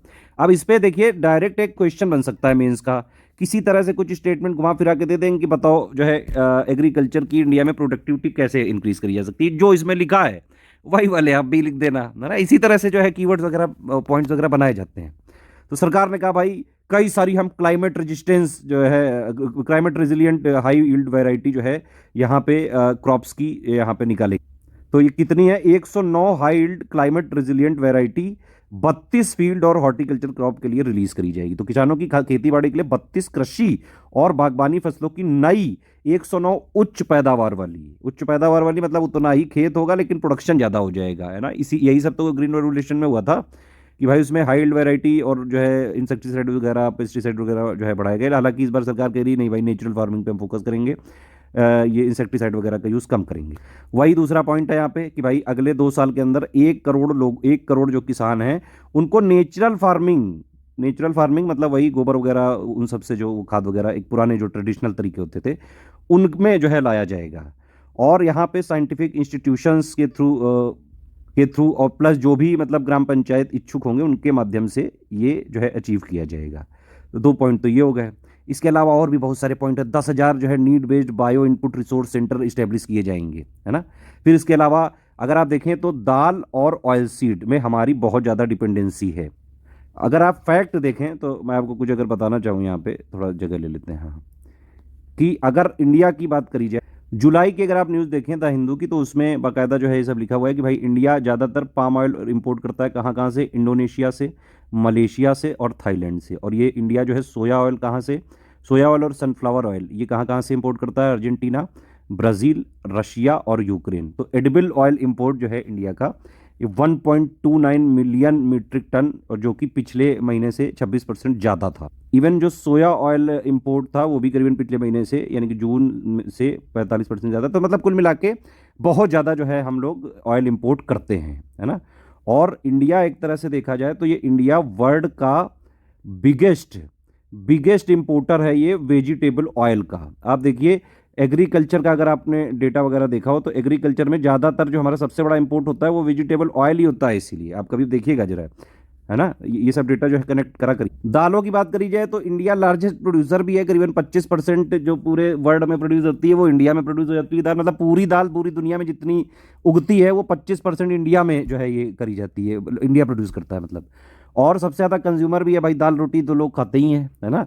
दाल रोटी तो इंडियंस का जो है फेवरेट फूड है एक तरह से देखा जा सकता है। इंपोर्ट भी हम बहुत करते हैं दाल और तब भी हमारी ज़रूरतें नहीं पूरी हो पाती हैं। भाई कितनी दाल खाएगा तू। इवन अगर आप दालों का देखें तो इंडिया का जितना भी ये फूड ग्रेन वगैरह का एरिया है करीबन 20% जो है पल्सेज में है और फिर भी हमारा जो कंट्रीब्यूशन है पूरे वर्ल्ड में वो सिर्फ जो है 7 to 10% का है, ठीक है। नहीं वर्ल्ड में नहीं, मतलब इंडिया के प्रोडक्शन में। तो इंडिया का जितना भी फूड ग्रेन वाला एरिया है उसमें से 20% दालों का है, लेकिन प्रोडक्शन में से उनसे 10% तक का प्रोडक्शन है केवल। दालों की प्रोडक्टिविटी वगैरह बढ़ाने पे काफ़ी फोकस जो है सरकार कर रही है। किस किस चीज़ों में आत्मनिर्भर बनना है, दालों में और ऑयल सीड में, ठीक है, इस पे फोकस करना है। इसके अलावा जो किसानों का लैंड वगैरह का रिकॉर्ड वगैरह मेंटेन करने के लिए डिजिटल पब्लिक इंफ्रास्ट्रक्चर पे जो है सरकार का फोकस है। स्टेट गवर्नमेंट के साथ मिलकर इसको इम्प्लीमेंट करना चाहती है सरकार। जितने भी फार्मर्स हैं और उनके लैंड है उनको 3 साल में कवर करना चाहती है, ठीक है। इवन 2024-25 में डिजिटल क्रॉप सर्वे जो है खरीफ वाली क्रॉप्स का जो है ये किया जा रहा है करीबन 400 डिस्ट्रिक्ट में। और जन समर्थ जो है ये किसान क्रेडिट कार्ड भी यहाँ पे 5 राज्यों में पायलट प्रोजेक्ट वगैरह जो है चलाए जा रहे हैं। 5 राज्यों में जन समर्थ आधारित किसान क्रेडिट कार्ड जारी किए जाएंगे, ये कह रही है सब। टोटल देखा जाए तो भाई एग्रीकल्चर और एलाइड सेक्टर को सरकार ने कितना रुपया जो है एलोकेट किया है 2024-25 के लिए, 1.52 लाख करोड़ का। इसके अलावा भी और बहुत सारी फोकस है भाई। श्रिम्प फार्मिंग पे फोकस है ना, और इसका जो है प्रोसेसिंग और एक्सपोर्ट वगैरह जो है नाबार्ड फैसिलिटेट करेगा। इसके अलावा सरकार कह रही है नेशनल कोऑपरेशन जो है पॉलिसी लाइन कोऑपरेटिव सेक्टर के डेवलपमेंट के लिए। अमूल वगैरह का आप एग्जाम्पल जानते ही हैं और भी एग्जाम्पल वैसे क्रिएट किए जाने की ज़रूरत है। तो उसी के लिए जो है कोऑपरेटिव सेक्टर के लिए एक नेशनल कोऑपरेटिव या कोऑपरेशन पॉलिसी लाएगी। तो ये हो गया टोटल, इतने कदम उठाएगी सरकार। समझ में आ गई बात कि नहीं। एग्रीकल्चर के लिए बाकायदा सरकार ने एक ये जो है ये डॉक्यूमेंट भी निकाला है। अगर आप देखें इसमें की फीचर्स ऑफ बजट, इसमें भी वही चीज़ें जो है दी हुई हैं, अच्छे अच्छे डायग्राम वगैरह। तो यहाँ पे ये पूरा एक पेज में समराइज़ किया है कि भाई एग्रीकल्चर के लिए क्या क्या चीज़ें करी जाएंगी। रिसर्च पे खूब फोकस किया जाएगा, है ना। रिसर्च का जो है यहाँ पे दायरा बढ़ाया जाएगा, कॉम्प्रिहेंसिव रिव्यू किया जाएगा ताकि प्रोडक्टिविटी बढ़ाने पे और क्लाइमेट रेजिलिएंट वैरायटीज़ को डेवलप करने पे ध्यान दिया जाए, ठीक। दूसरी चीज़ नेशनल कोऑपरेटिव या फिर कोऑपरेशन पॉलिसी, ताकि एक overall systematic orderly all round development हो जाए। इसके अलावा हमें आत्मनिर्भर बनना है ऑयल सीड और जो है पल्सेस के। ऑयल सीड कौन कौन से, मस्टर्ड, ग्राउंडनट, सीसम, सोयाबीन और सनफ्लावर, ठीक। अच्छा चलो इसी बात पे बताओ ऑयल सीड का लार्जेस्ट प्रोड्यूसर कौन सा स्टेट है। पल्सेस का लार्जेस्ट प्रोड्यूसर कौन से स्टेट है? चलो जल्दी कमेंट करके बताओ। इसके अलावा सरकार कह रही है वेजिटेबल प्रोडक्शन और सप्लाई चेन पे जो है फोकस किया जाएगा, नई वेराइटीज हम करेंगे। 109 हाई वैरायटी जो है लॉन्च करी जाएंगी, क्लाइमेट रेजिलिएंट वैरायटी होंगी 32 फील्ड और हॉर्टिकल्चर क्रॉप्स के लिए। ये एग्जैक्ट पूछा जा सकता है। ऐसे ही जो 10,000 बायो इनपुट वाला बताया था वो भी, ये दोनों फैक्ट हैं, जरूर याद रख लेना।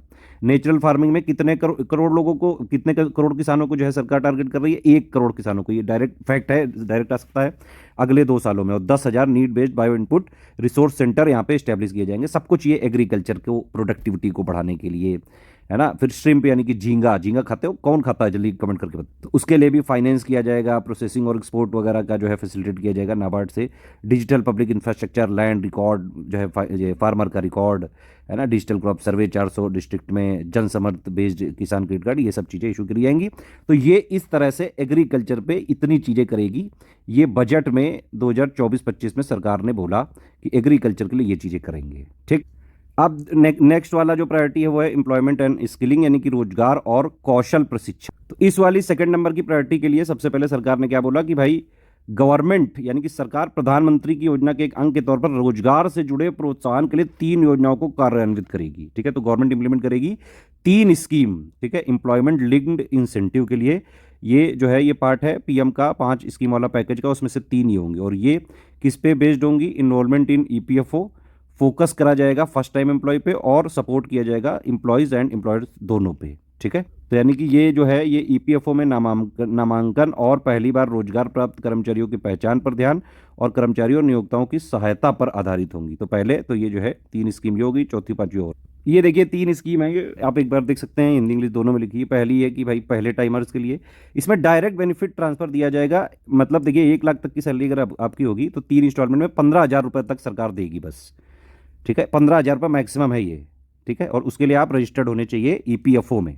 एलिजिबिलिटी लिमिट जो है इसके लिए क्या है? 1 लाख तक की सैलरी पे मिलेगा। और इससे करीबन कितने लोग जो है युवा यहाँ पे बेनिफिट हो सकते हैं? करीबन 2.1 करोड़ युवा तो इसी से बेनिफिट हो सकते हैं, ठीक है। 15,000 रुपया सरकार जो है देगी सबको।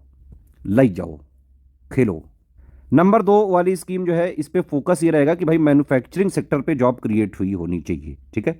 तो यहाँ पे इंसेंटिवाइज किया जाएगा एम्प्लॉय को भी और एम्प्लॉयर को भी, ठीक है, जो भी उनका ईपीएफओ वगैरह में कंट्रीब्यूशन रहा होगा उसके आधार पर। और इससे करीबन 30 लाख युवाओं को बेनिफिट होगा। सरकार ये कह रही है 30 लाख जो है युवाओं को बेनिफिट होगा, जो एम्प्लॉयमेंट में, रोजगार में इंटर कर रहे हैं, और उनके एम्प्लॉयर्स को भी, ठीक। तीसरी वाली जो स्कीम है ये सिर्फ एम्प्लॉयर्स को सपोर्ट करने के लिए है, ताकि ज़्यादा से ज़्यादा वो लोगों को एम्प्लॉय करें। और इसमें फोकस क्या है? इसमें भाई एडिशनल एम्प्लॉयमेंट सारे सेक्टर्स में जो है क्रिएट हो, वो फोकस है। तो जितने भी एडिशनल एम्प्लॉयमेंट होंगे 1 लाख तक की सैलरी वाले, उनको इसमें काउंट किया जाएगा। और इसमें क्या है कि गवर्नमेंट एम्प्लॉयर्स को देगी 3,000 रुपया पर मंथ का कंट्रीब्यूशन देगी 2 सालों के लिए, ठीक है। क्योंकि अब देखिए ईपीएफओ में क्या होता है कि जो भी, जैसे आप कहीं जॉब करते हैं तो आप भी कंट्रीब्यूट करते हैं और आपकी कंपनी भी कंट्रीब्यूट करते हैं। तो जो कंपनी एम्प्लॉयर है उसको 3,000 रुपये का बेनिफिट मिलेगा 2 सालों तक के लिए। और इससे करीबन 50 लाख लोग फायदा ले सकते हैं। तो ये तीसरी स्कीम है, ठीक। इसके अलावा सरकार कह रही है कि भाई ज़्यादा से ज़्यादा जो है महिलाओं का भी पार्टिसिपेशन होना चाहिए। उसके लिए भी यहाँ पे जो है कोलेब्रेशन करेंगे इंडस्ट्री, और जो है ये कई सारे क्रेश वगैरह इस्टेब्लिश किए जाएंगे। क्रेश वगैरह जो शिशु की देखभाल वगैरह के लिए होते हैं, ताकि महिलाएं भी ज़्यादा से ज़्यादा वर्क फोर्स में इंटर कर सकें। समझ में आ गई बात कि नहीं? एक कोई टीचर है यूट्यूब में, वो कहता है कि भाई महिला अगर पढ़ लेगी तो वो सिर्फ अपने लिए सोचती है, और जो पुरुष पढ़ लेगा तो वो सबके लिए सोचता है। तो इसलिए पुरुषों को ज़्यादा पढ़ाना चाहिए। भाई मेरी ये इस तरह की मेंटेलिटी नहीं है। मेरे हिसाब से महिलाओं को आगे बढ़ने का बिल्कुल हक है, बिल्कुल एग्जैक्टली बराबर है पुरुषों के। भाई जो टैलेंटेड है, जो जॉब कर सकता है, उसको आगे बढ़ाना चाहिए। और ये वाली सोच जो है बहुत ही बेकार सोच है ये। इस तरह से तो हम अपनी जो है वुमेन हैं, महिलाएं हैं, बच्चियां हैं, उनको एम्पावर नहीं कर रहे हैं। बेकार सोच है ये। चौथी स्कीम ये वाली है ना। चौथी स्कीम कौन सी है कि स्किलिंग करी जाएगी स्टेट गवर्नमेंट और इंडस्ट्री के कोलैबोरेशन से। करीबन 20 लाख जो है यूथ को स्किल किया जाएगा 5 सालों के पीरियड में।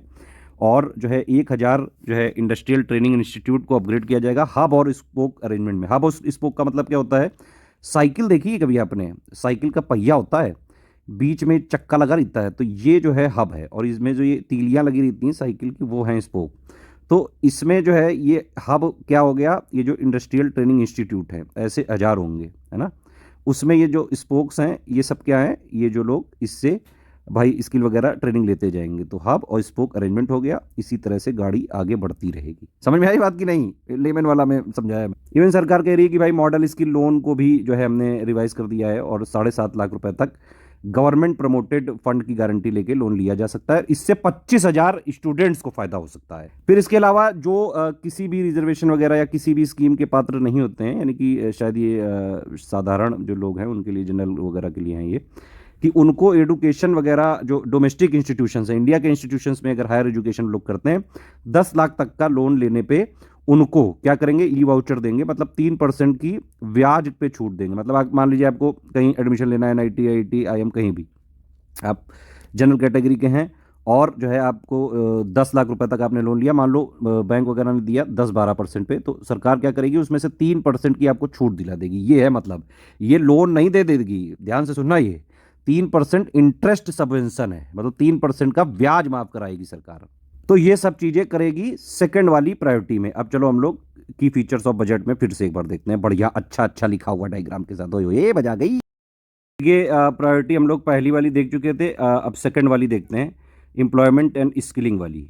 ठीक है, PM पैकेज है, 3 स्कीम है ना, एम्प्लॉयमेंट लिंक्ड इंसेंटिव, ये हमने पहले ही बताया आपको।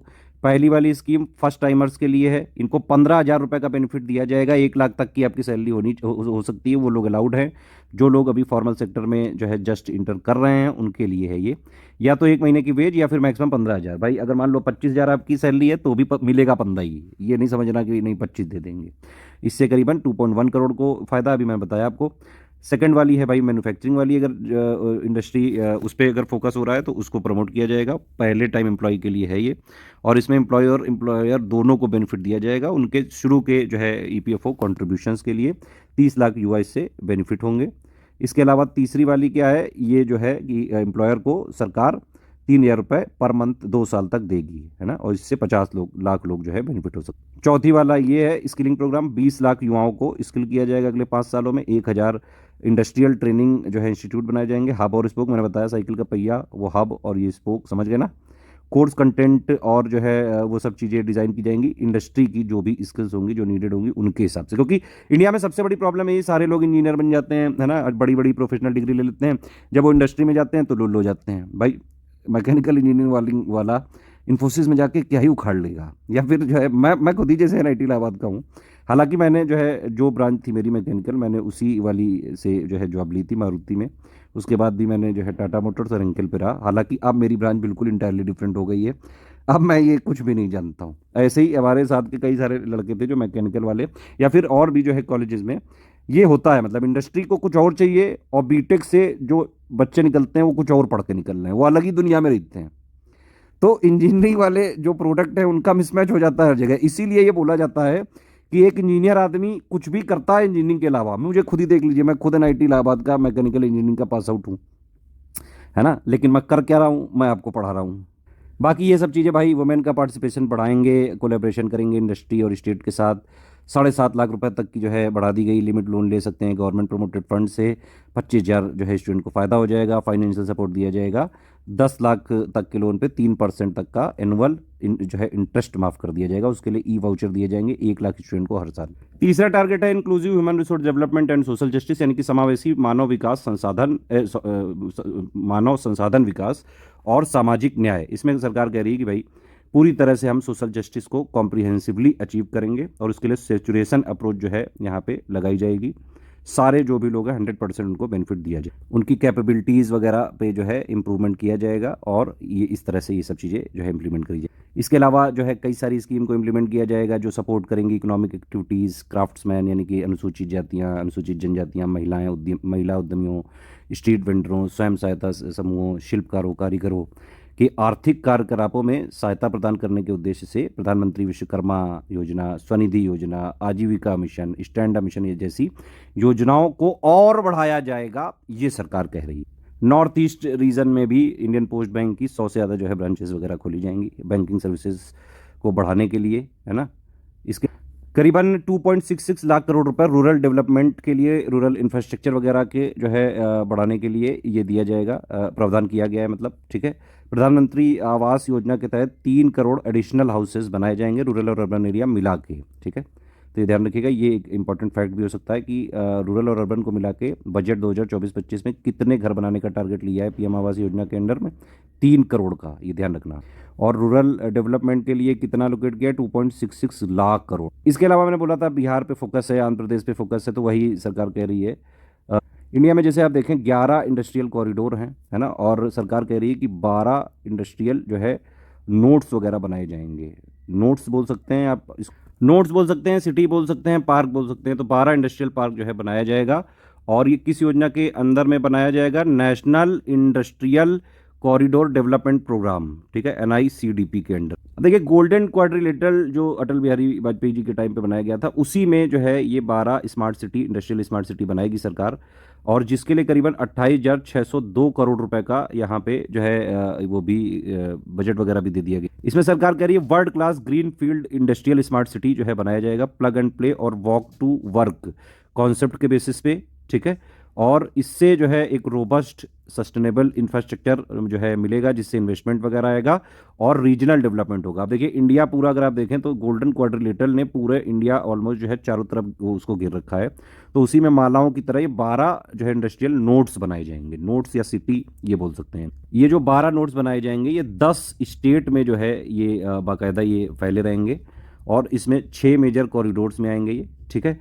इसमें कौन कौन से हैं एक बार जरा देख लीजिए ये लिस्ट, क्योंकि पूछ सकते हैं डायरेक्टली। जो है पहला ये स्पीच जो है खोल ही लेते हैं इसको, इसमें लिखा हुआ है मैंने। तो ये 12 जो है टोटल मिला के नोट्स, इंडस्ट्रियल नोट्स बनाए जाएंगे, 10 स्टेट में होंगे ये, 6 मेजर कॉरिडोर में होंगे। कौन कौन से, एक खुरपिया होगा उत्तराखंड में, राजपुरा पटियाला माफ़ी चाहूँगा, राजपुरा पटियाला पंजाब में होगा, दिघी होगा जो है महाराष्ट्र में, पलक्कड़ होगा केरल में। और यूपी के कौन कौन से इंडस्ट्रियल नोड होंगे, आगरा और प्रयागराज। ध्यान रखना भाई, ये ध्यान से सुन लो, यूपी के 12 जो में से इंडस्ट्रियल कॉरिडोर जो ये इंडस्ट्रियल नोड बनाए जाएंगे उनमें से 2 कौन कौन से हैं, आगरा प्रयागराज, ठीक है। आगरा प्रयागराज, गया जो है बिहार में होगा, जहीराबाद तेलंगाना में, ओरवाकल और कुपत्ती ये जो है कुपार्थी ये आंध्र प्रदेश में, और जोधपुर पाली ये राजस्थान में। तो ये 12 इंडस्ट्रियल नोड यहाँ पे डेवलप किए जाएंगे, ध्यान रखना। तो जो 12 मैंने बताया वो इतना ये भूमिका बनाई है ये चीज़ समझाने के लिए। उसी में से एक ये है ये अमृतसर कोलकाता इंडस्ट्रियल कॉरिडोर, 11 है कॉरिडोर, उनमें से ध्यान रखना। उनमें से एक जो ये अमृतसर कोलकाता वाला है, इसमें एक इंडस्ट्रियल नोड बनाया जाएगा गया पे, ठीक है। नोड या फिर जो है लाइट वहाँ पे मैन्युफैक्चरिंग एक्टिविटीज़ वगैरह इन्वॉल्व हो सकती हैं, और जो है इसको डेवलप किया जाएगा इंडस्ट्रियल नोड की तरह। इससे वहाँ पे इंडस्ट्रियल डेवलपमेंट ईस्टर्न रीजन में जो है बढ़ सकता है, और ये एक तरह से जो है अच्छा मॉडल हो सकता है कि एंशियंट सेंटर जो हैं हमारे, उनको फ्यूचर सेंटर्स बना दिया जाए मॉडर्न इकोनॉमी का। तो विकास भी, विरासत भी, ये है ग्रोथ ट्रेजेक्ट्री, ये बजट वगैरह में बताई गई है। समझ में आई बात की नहीं? इसके अलावा क्योंकि भाई सरकार चलती रहे, इसलिए बिहार को काफ़ी कुछ मिला है, स्पेशल पैकेज ना सही लेकिन एक तरह से इनडायरेक्टली स्पेशल पैकेज दिया ही गया है। 26,000 करोड़ रुपए के जो है प्रोजेक्ट दिए गए हैं बिहार को, है ना। क्या क्या भाई, road connectivity, Patna Purnia expressway, Buxar Bhagalpur, Bodhgaya Rajgir Vaishali Darbhanga, और कई सारी चीज़ें जो है यहाँ पे बिहार में बनाई जाएंगी। तो बिहार को 26,000 करोड़ रुपए के प्रोजेक्ट्स यहाँ पे बजट में एलोकेट किए गए हैं बाकायदा। इसके अलावा भी जो पावर प्रोजेक्ट्स वगैरह हैं, 2400 मेगावाट पावर प्लांट पिरपैंती में जो है, इसके लिए भी करीबन 21,400 करोड़ रुपए खर्चे किए जाएंगे। नए एयरपोर्ट बनाए जाएंगे, medical college, sports infrastructure Bihar वगैरह को में बनाए जाएंगे ये सब चीज़। आंध्र प्रदेश में भी मैंने आपको पहले बताया था, आंध्र प्रदेश में भाई कैपिटल वगैरह के डेवलपमेंट के लिए 15,000 करोड़ रुपए यहाँ पे जो है दिए जाएंगे। इस बार मतलब 2024-25 में इतना दिया गया है। बाकी सरकार कह रही है कि मल्टीलेटरल डेवलपमेंट एजेंसी से बात करके और पैसा दिला देंगे। टेंशन ना लो भाई तुम, चंद्रबाबू नायडू जी, टेंशन नॉट, सरकार इज देयर फॉर यू। और भी सरकार कह रही है कि जो है पोलावरम इरिगेशन प्रोजेक्ट, जिसको लाइफ लाइन कहते हैं आंध्र की, उस पर भी जो है पूरा कमिटमेंट है सरकार का। एक बार कमिटमेंट कर दिया सरकार ने तो फिर सरकार अपने आप की भी नहीं सुनती है। तो इससे क्या होगा, हमारी कंट्री की फूड सिक्योरिटी वगैरह भी बढ़ेगी। कुछ भी कहीं जोड़ दो। इसके अलावा सरकार कह रही है आंध्र प्रदेश में जो बैकवर्ड रीजन, रायलसीमा, प्रकाशम, नॉर्थ जो है कोस्टल आंध्रा है, इन सबको भी ग्रांट वगैरह दिए जाएंगे। टेंशन ना लो, कतई टेंशन ना लो। तो तीसरा वाला पॉइंट इधर भी देख लेते हैं भाई, inclusive human resource development and social justice. एक ये चीज़ है पूर्वोदय, ये बड़ी चीज़ इंपॉर्टेंट थी, आगे कवर होगी वैसे स्लाइड में। देखिए पूर्वोदय में विकास भी, विरासत भी, मैंने आपको बताया किस तरह से भी, है ना, कि गया में नोड बना दिया जाएगा इंडस्ट्रियल पार्क, तो वहाँ पे धीरे धीरे जो है लाइट वाली मैन्युफैक्चरिंग एक्टिविटीज़ अलाउ की जाएंगी, और वहाँ से धीरे धीरे इंडस्ट्रियल एक्टिविटीज़ चालू होंगी। तो जो हमारे एंशियंट सेंटर्स थे वो मॉडर्न इकोनॉमी के नए सेंटर बनेंगे। तो विकास भी हो जाएगा, विरासत भी बची रह जाएगी, जो पहले था उसी को जो है डेवलप कर दिया जाएगा। अच्छा, पूर्वोदय जो स्कीम है, इसके बारे में काफ़ी पहले से चर्चा हो रही है, कोई नई स्कीम नहीं है, लेकिन इस बार बजट में बात करी गई है 5 स्टेट के लिए, बिहार, झारखंड, वेस्ट बंगाल, उड़ीसा और आंध्र प्रदेश। ये पूछ सकते हैं भाई, ये फैक्ट है, समझ में आ गई बात, ये फैक्ट है। फिर अमृतसर कोलकाता इंडस्ट्रियल कॉरिडोर में जो है एक डेवलप बनाया, ये इंडस्ट्रियल नोड बनाया जाएगा, कहाँ पे, गया में, और गया कहाँ पे है, बिहार में। ठीक, 3 लाख करोड़ के आसपास जो है यहाँ पे वुमेन और गर्ल्स, मोर देन लिखा है, मैंने एग्जैक्ट फिगर आपको शुरू में बताया था। प्रधानमंत्री जनजातीय उन्नत ग्राम योजना है ना, इससे जो है ट्राइबल कम्युनिटीज़ की सोशियो इकोनॉमिक कंडीशंस को सुधारा जाएगा। 63,000 विलेज में फ़ायदा होंगे, जिससे करीब 63,000 विलेज पे टारगेट किया जाएगा। 5 करोड़ ट्राइबल लोग यहाँ पे फ़ायदे में आ सकते हैं। तो ये ध्यान रखिएगा, प्रधानमंत्री जनजातीय उन्नत ग्राम अभियान, इसमें क्या क्या चीज़ें हैं कि भाई किस पे फोकस है, ट्राइबल कम्युनिटी पे। कितने ट्राइबल्स को फायदा होगा, 5 करोड़ को। कितने विलेज कवर किए जाएंगे, 63,000 विलेज कवर किए जाएंगे।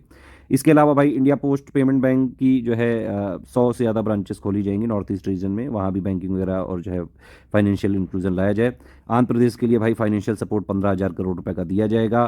पोलावरम इरिगेशन प्रोजेक्ट को कंप्लीट किया जाएगा। इसके अलावा जो भी इंफ्रास्ट्रक्चर वाली चीज़ें हैं, वाटर हो गया, पावर, रेलवे, रोड, सब दिया जाएगा, टेंशन ना लो। 2 नोड की बात करी गई है आंध्र प्रदेश में, ठीक है, कौन कौन से, कोपार्थी नोड जो कि विशाखापट्टनम चेन्नई इंडस्ट्रियल कॉरिडोर में, और उर्वाकल जो कि हैदराबाद बेंगलुरु इंडस्ट्रियल कॉरिडोर में है। ठीक, तो इस तरह से हमारी थर्ड प्रायोरिटी खत्म होती है। चलो चौथी है मैन्युफैक्चरिंग और सर्विसेज, यानी कि विनिर्माण और सेवाएं। इस बजट में स्पेशल फोकस दिया गया है भैया, एमएसएमई पे बहुत फोकस किया गया है। कई पैकेज दिए गए हैं, टेक्नोलॉजी सपोर्ट कई रहे देंगे, फाइनेंस कवर करेंगे, क्योंकि एमएसएमई सबसे बड़ी प्रॉब्लम फाइनेंस की होती है। क्रेडिट वगैरह की व्यवस्था करेगी सरकार, रेगुलेटरी चेंजेस करे जाएंगे, जहां जहां एमएसएमई को सपोर्ट चाहिए होगा उनको ग्रो कराना है, ऐसा कराना है कि वो ग्लोबली बन जाएं, मतलब ग्लोबल रिकॉग्निशन मिलने लगे हमारी एमएसएमईज को। उनके लिए सरकार यहाँ पे लगातार प्रयासरत, और इसके लिए क्रेडिट गारंटी स्कीम वगैरह जो है इसमें लाई जाएगी, है ना। तो ये क्रेडिट गारंटी स्कीम इंट्रोड्यूस करी जाएगी ताकि क्रेडिट वगैरह जो है बना रहे।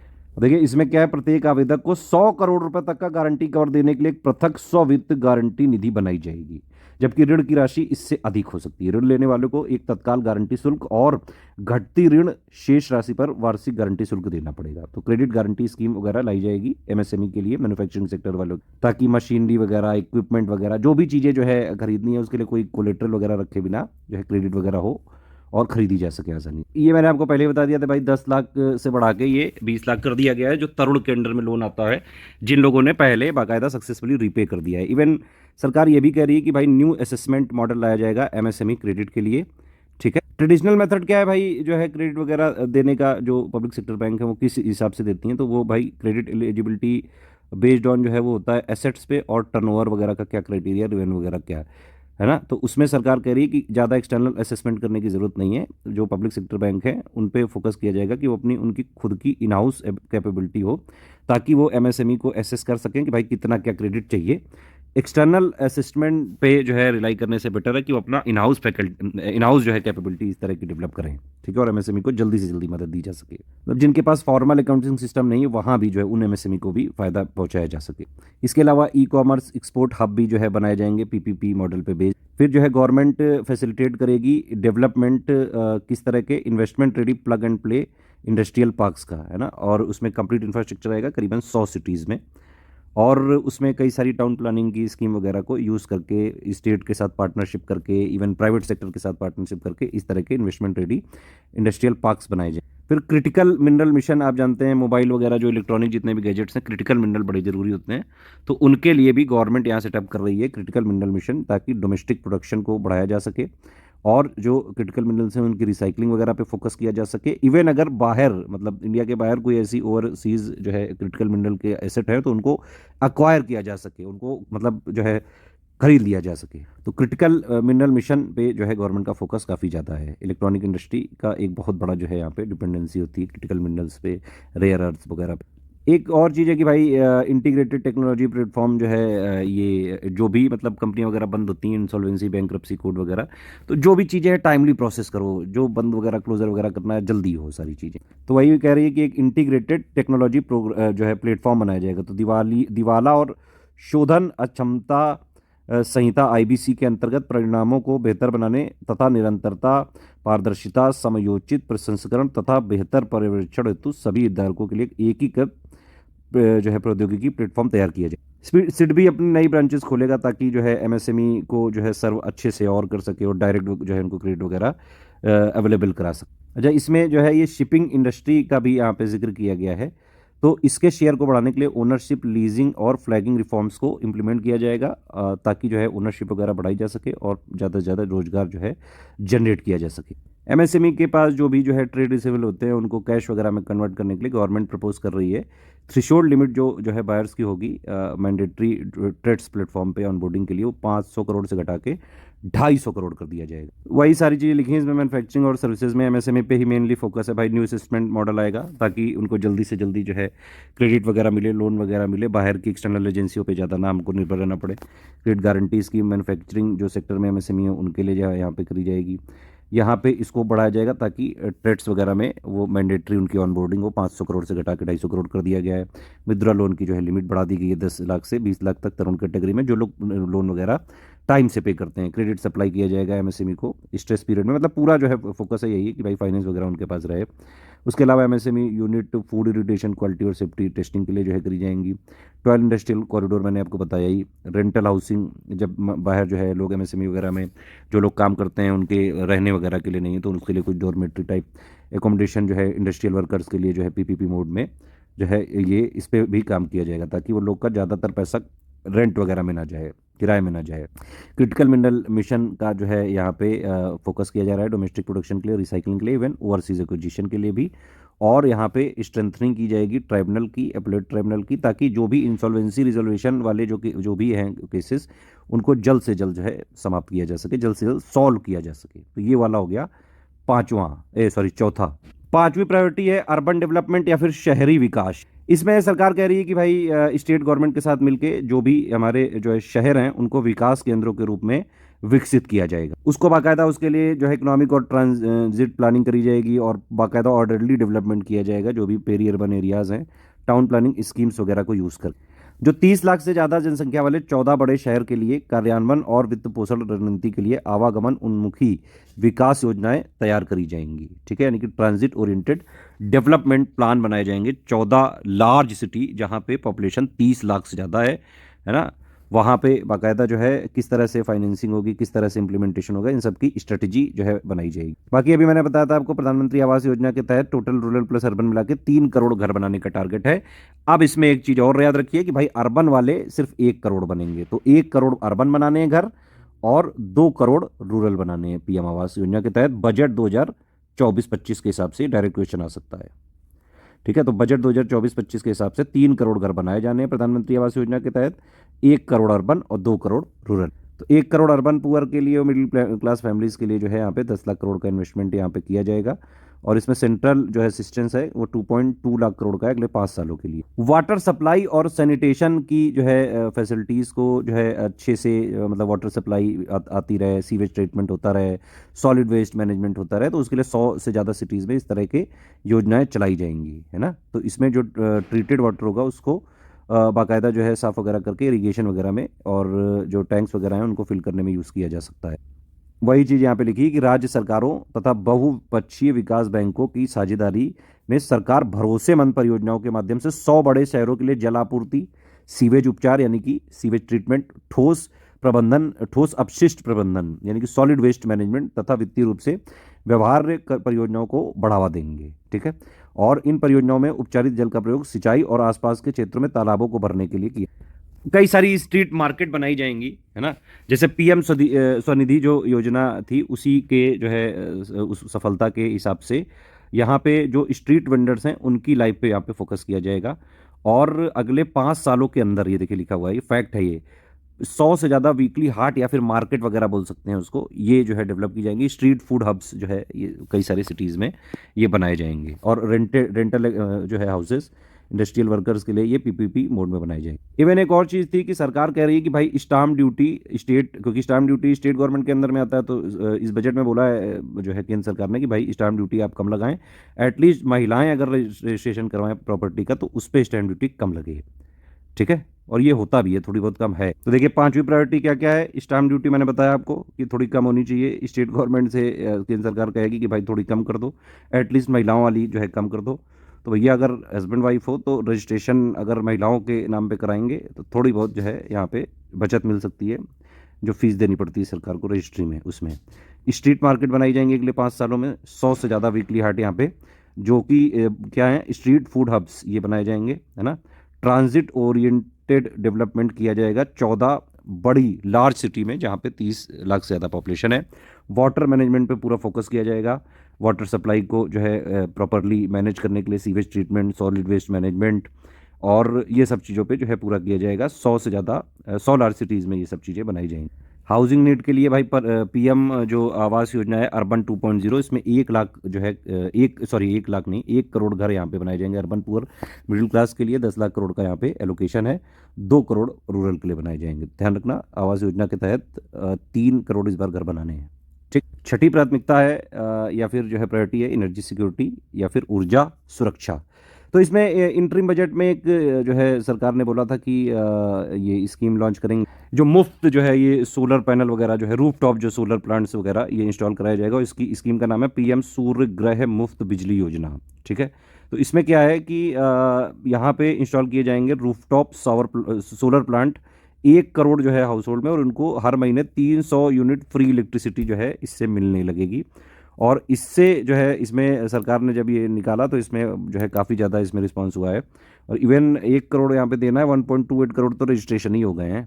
तो सोलर ये जो पीएम सूर्य मुफ्त बिजली योजना है, इसमें क्या है कि भाई 1 करोड़ घरों को प्रतिमाह 300 यूनिट तक मुफ्त बिजली प्राप्त करने में सक्षम बनाने हेतु rooftop solar power plant solar plant लगाए जाएंगे, है ना। तो इसका शुभारंभ कर दिया गया है और योजना में 1.28 करोड़ से ज़्यादा रजिस्ट्रेशन प्राप्त। ये वाली योजना स्टार्ट करी मोदी जी ने 15 फरवरी 2024 को, ठीक है। एम क्या है, फ्री इलेक्ट्रिसिटी देना जो भी इसके अंडर में आएंगे, और इसके लिए बाकायदा एक रोड मैप तैयार कराया जा रहा है। और ये वाली स्कीम जो है ये सूर्य घर स्कीम, ये जैसे उत्तर प्रदेश और असम, है ना, यहाँ पे काफ़ी ज़्यादा जो है सब्सिडी वगैरह दी जा रही हैं, तो यहाँ पे इम्प्लीमेंट करी जा रही है। मतलब और भी राज्यों में है, तो उत्तर प्रदेश और असम सहित अन्य राज्यों में सूर्य घर योजना के लक्ष्यों को प्राप्त करने के लिए एक रोड मैप तैयार किया करेगा मतलब सरकार। और जो ये लोग, क्योंकि ये स्टेट पहले से ही अतिरिक्त सब्सिडी के साथ जो है इस तरह के प्रयास कर रहे हैं, ठीक है। तो पीएम सूर्य घर मुफ्त बिजली योजना जरूर एक बार देख के ही जाएं। इवन सरकार कह रही है न्यूक्लियर वगैरह में अभी तक प्राइवेट को नहीं घुसने दिया जाता था, अब कह रहे हैं कि छोटे छोटे जो है न्यूक्लियर रिएक्टर वगैरह ये बनाएंगे, और जिससे विकसित भारत का जो है सपना साकार करने में मदद। एक ये पंप स्टोरेज परियोजना को बढ़ावा देने की बात करी जा रही है। देखिए इसको एग्जांपल से समझते हैं। उत्तराखंड में जो है एक ये इस तरह की पॉलिसी आई, उसमें शुरू में जब प्रोजेक्ट वगैरह लगाया गया तो सरकार को जो है कोई रॉयल्टी वगैरह नहीं देनी थी, और सरकार ने कई सारे एग्जम्पशन दिए, ठीक है। तो उसमें क्या हुआ कि इसमें मतलब कई सारी रिन्यूएबल सोर्सेज वगैरह का यूज़ करके, अब जैसे डे टाइम में सोलर वगैरह हमारे पास फ्री में रहता है, मतलब जो सन की एनर्जी है वो तो हर जगह फ्री ही है। तो सोलर वगैरह का और प्लस अदर जो रिन्यूएबल एनर्जी का यूज़ करके वाटर को दिन के टाइम पे ऊपर जो है चढ़ा दिया जाता था, है ना। और रात के टाइम पे जब सन वगैरह नहीं होता है तो फिर इस वाटर से हाइड्रो इलेक्ट्रिक वगैरह यूज़ करके इलेक्ट्रिसिटी जो है थोड़ी कम कॉस्ट पे जनरेट की जा सकती है। इस तरह की कुछ पॉलिसी लाई जा रही है ताकि स्मूथ इंटीग्रेशन हो सके जो ये रिन्यूएबल एनर्जी का शेयर बढ़ता जा रहा है उसके साथ, प्लस जो है इलेक्ट्रिसिटी स्टोरेज किया जा सके और स्मूथ इंटीग्रेशन को फैसिलिटेट किया जा सके। एक ये लिखा हुआ है कि road map for hard to abate industries. Hard to abate industries का मतलब है कि जिनको मतलब जिनमें कार्बन इमिशन होंगे ही होंगे, उनको डिफ़िकल्ट है, आपको डिकार्बनाइज नहीं कर सकते हैं, उनकी टेक्निकल और कमर्शियल चैलेंजेस उसमें इन्वॉल्व हैं। अब जैसे हैवी इंडस्ट्री है ना, हैवी इंडस्ट्री हो गई, ट्रांसपोर्ट हो गई, स्टील हो गया, एग्रीकल्चर हो गया, एविएशन हो गया, इसमें से निकलेगा ही निकलेगा, कुछ नहीं कर सकते हो। तो इसके लिए बाकायदा एक रोड मैप बनाया जाएगा ताकि एनर्जी इफ़िशियंसी वगैरह जो है इसकी से वो हटा के और इमिशन टारगेट को यहाँ पे फोकस किया जा सकता है। अभी तक इन सब इंडस्ट्रीज़ में एनर्जी इफिशिएंसी का जो है टारगेट होता था कि भाई ज़्यादा से ज़्यादा एफिशिएंट होनी चाहिए। अब इसमें टारगेट होगा कि भाई इमिशन इफिशिएंट होना चाहिए। इमिशन टारगेट्स पे मतलब यहाँ पे फोकस किया जाएगा, ठीक है। तो यहाँ पे जो है इनका ट्रांजिशन होगा, और ये जो करंटली परफॉर्म अचीव ट्रेड वाले मोड में चलती हैं, इनसे ये इंडियन कार्बन मार्केट मोड में लाई जाएंगी, ठीक। ठीक। इसके अलावा ये advanced ultra super critical AUSC thermal power plants पे जो है यहाँ पे फोकस किया जाएगा। AUSC एक्चुअली क्या है? Advanced ultra super critical plants, वो एक इकलौता सोल्यूशन है जहाँ पे इलेक्ट्रिसिटी थर्मल पावर प्लांट में सबसे ज़्यादा एफिशिएंट अगर तरीके से जनरेट हो सकती हैं, जिसमें सबसे कम पॉल्यूशन हो एनवायरनमेंट का, तो वो सिर्फ AUSC से हो सकती हैं। लेकिन इनकी कंडीशन बहुत ज़्यादा है, ये समस्या वाली बात है थोड़ी। हालांकि अभी NTPC और भेल वगैरह में एक वेंचर हुआ है और ये 800 मेगावाट का कॉमर्शियल प्लांट बनाएंगे। इनका समस्या ये है कि AUSC के जो बॉयलर्स वगैरह होते हैं उनकी टेम्परेचर रेंज 700 से 800 डिग्री, 700 से 760 डिग्री सेल्सियस तक होती है। इनका स्टीम प्रेशर भी जो है 345 बार मेंटेन करना पड़ता है और ये निकिल बेस्ड अलॉय पे होते हैं, तो थोड़ा कॉस्ट वगैरह की जो है यहाँ पे ये ज़्यादा रहती है। तो मतलब कुल मिला के एनर्जी सेक्टर में ये सारी चीज़ें यहाँ पे सरकार करने की कोशिश कर रही है। मोटा मोटा मैंने बता दिया। चलो अच्छे डायग्राम वाले देख लेते हैं। एनर्जी सिक्योरिटी, तो इसमें क्या क्या चीज़ें आ रही हैं देख लो भैया जरा। की initiatives with private sector in nuclear energy. मैंने बताया आपको कि न्यूक्लियर रिएक्टर अभी तक जो है प्राइवेट वगैरह के लिए ओपन नहीं था। अब कहना है छोटे छोटे रिएक्टर बनाएंगे, इनको बोलेंगे भारत स्मॉल रिएक्टर्स। R&D वगैरह पे जो है फोकस करेंगे, नई टेक्नोलॉजी लाएंगे। पम्प्ड स्टोरेज पॉलिसी लाई जाएगी ताकि इलेक्ट्रिसिटी स्टोरेज और जो है फैसिलिटेशन किया जा सके, स्मूथ इंटीग्रेशन किया जा सके। जो ग्रोइंग शेयर है हमारा रिन्यूएबल एनर्जी का, AUSC मैंने बताया सबसे ज़्यादा इफिशिएंट प्लस सबसे कम पॉल्यूशन, अगर आपको थर्मल पावर प्लांट में लाना है तो वो यही है, AUSC टेक्नोलॉजी लानी पड़ेगी। ठीक है। इसके अलावा एनर्जी ऑडिट वगैरह होती रहेगी, फाइनेंशियल जो है सपोर्ट दिया जाएगा अगर जो है क्लीनर फॉर्म ऑफ एनर्जी यानी कि रिन्यूएबल एनर्जी वगैरह के रिसोर्सेज अपनाए जाते हैं। इसके अलावा जो है फैसिलिटेट किया जाएगा इन्वेस्टमेंट ग्रेड एनर्जी ऑडिट किया जाएगा 60 क्लस्टर में, और जो है इनको एक्सपेंड किया जाएगा नेक्स्ट फेज में 100 क्लस्टर तक। ये देखिए PM सूर्य घर मुफ्त बिजली योजना है। इसमें 1 करोड़ घर जो है ये फ्री में इलेक्ट्रिसिटी जनरेट कर पाएंगे। कितनी? 300 यूनिट पर मंथ। 300 बहुत होती है भैया।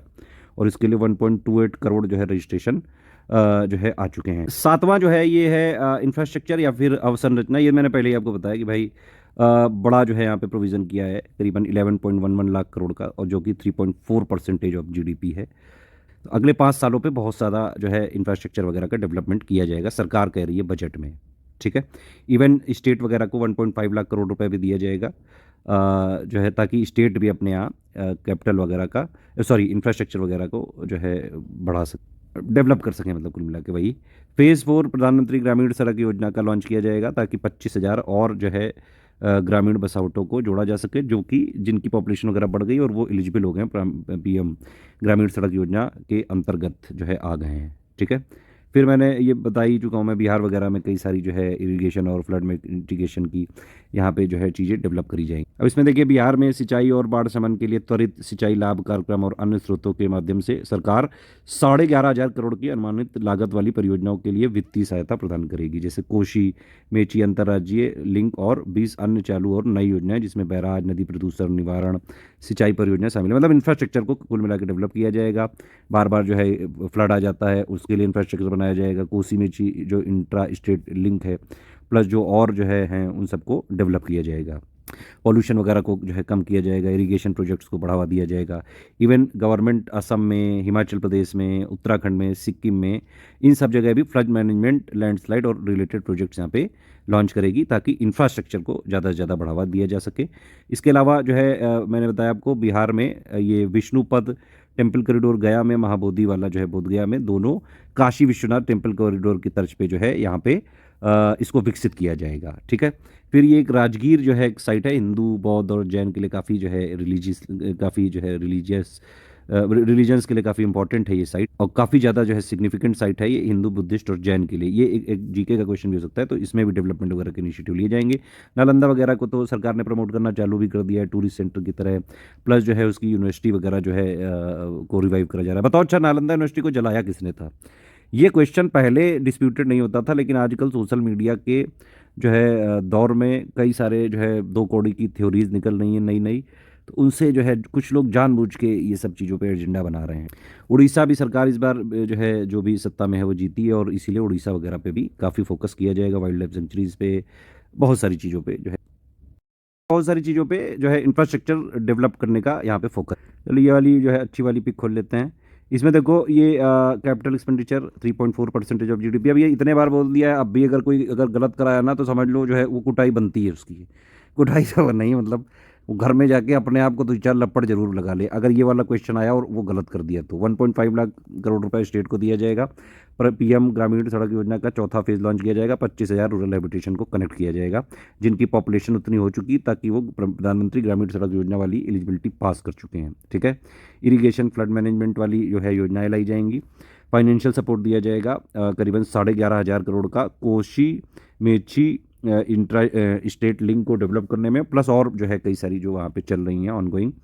प्लस यहाँ पे असिस्टेंट दिया जाएगा फ्लड मैनेजमेंट और रिलेटेड प्रोजेक्ट्स के लिए। असम, सिक्किम, उत्तराखंड यहाँ पे जो है एलोकेशन नहीं किया, तो सिर्फ ये मतलब एक तरह से वो ढांढस बंधाया कि हाँ भाई तुम्हारा भी करेंगे। इसके अलावा असिस्टेंस फॉर रिकंस्ट्रक्शन और रिहेबिलिटेशन इन हिमाचल प्रदेश, तो ये सब चीज़ें जो है इंफ्रास्ट्रक्चर वाली हैं।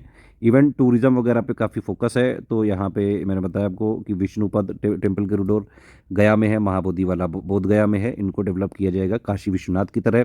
राजगीर जो है काफ़ी रिलीजियस सिग्निफिकेंट साइट है हिंदू बुद्धिस्ट और जैन के लिए, इसको भी डेवलप किया जाएगा। नालंदा को लगातार डेवलप किया ही जा रहा है, टूरिस्ट सेंटर बनाया जा रहा है, यूनिवर्सिटी को रिवाइव किया जा रहा है। उड़ीसा वगैरह का भी डेवलपमेंट किया जाएगा, मॉन्यूमेंट, टेम्पल और इन सब चीज़ों पे बढ़िया से बढ़िया सजा धजा दिया जाएगा ताकि ज़्यादा से ज़्यादा लोग आएँ और अल्टीमेट टूरिस्ट डेस्टिनेशन बन जाए। 9th प्रायोरिटी है इनोवेशन रिसर्च एंड डेवलपमेंट।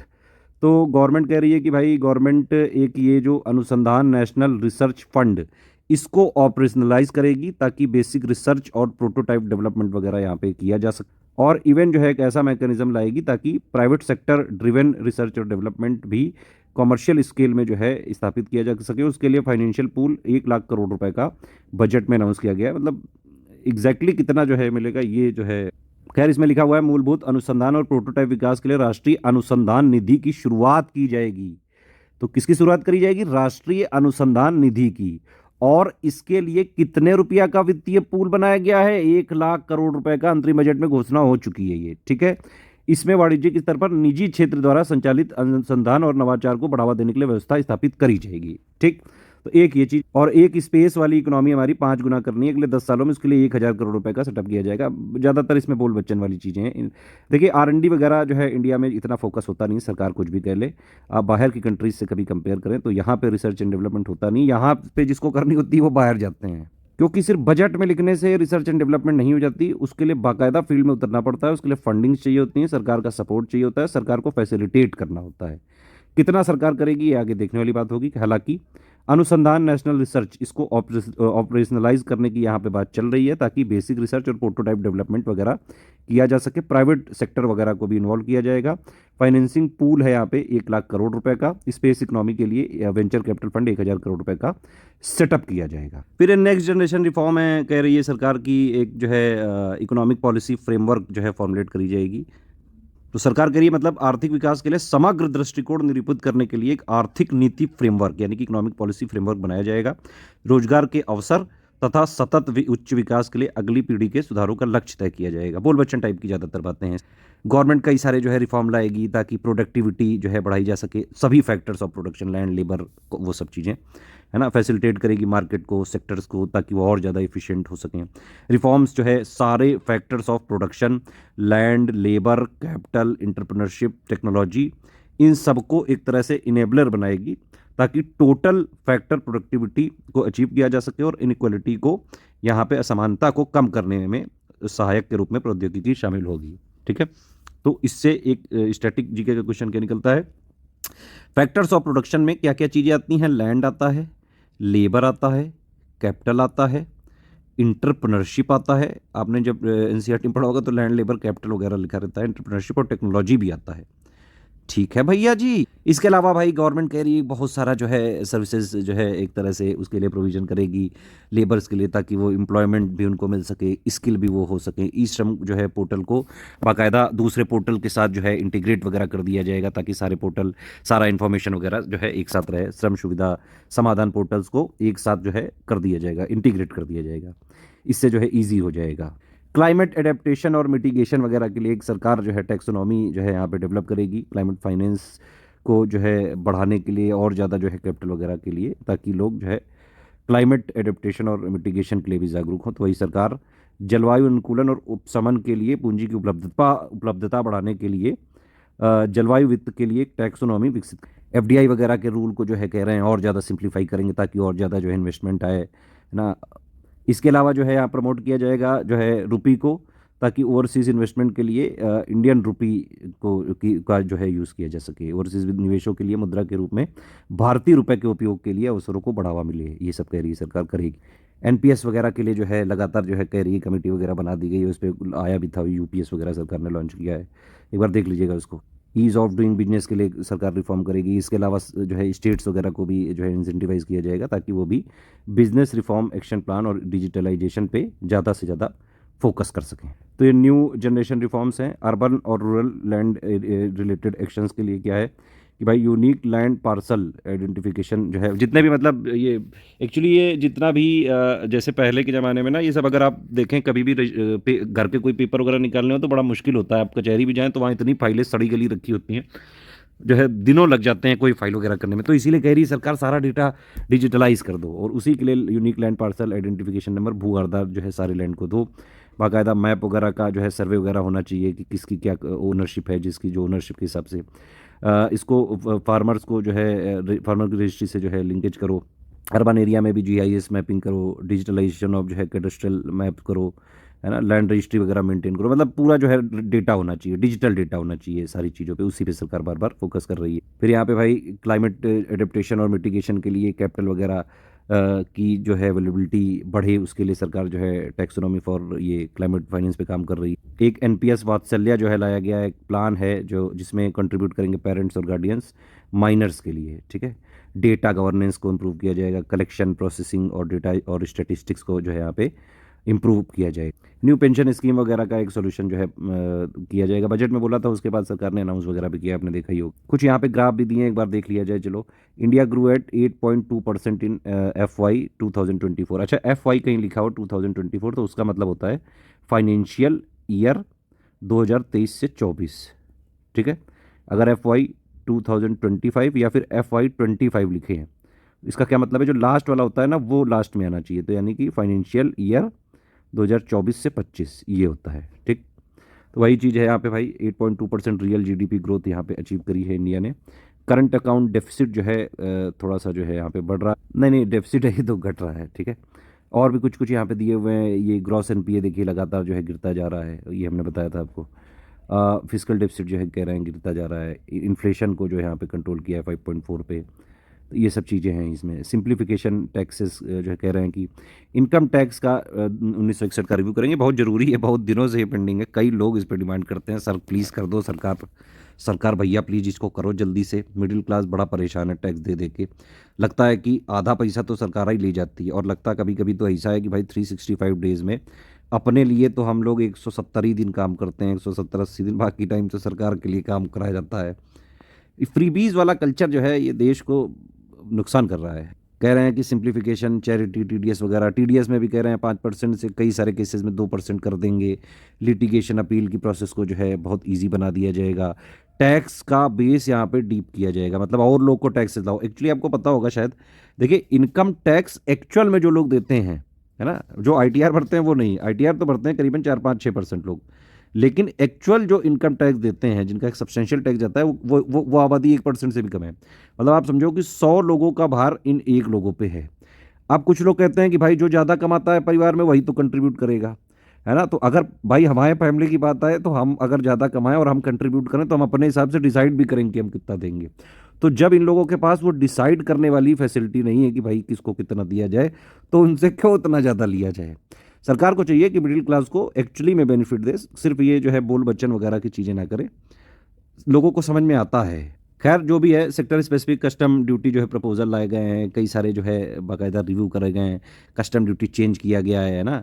जैसे देखिए ये मेडिसिन में जो है 3 कैंसर मेडिसिन से जो है थोड़ी सी ये पूरी तरह से मतलब कस्टम ड्यूटी हटा दी गई ताकि अफोर्डेबल मेडिसिन होए, ठीक है। यहाँ पे बेसिक कस्टम ड्यूटी, BCD का मतलब होता है basic custom duty, mobile phone पे और मोबाइल PCBA चार्जर पे 15% यहाँ पे घटा दी गई है। मोबाइल इंडस्ट्री को फ़ायदा होगा।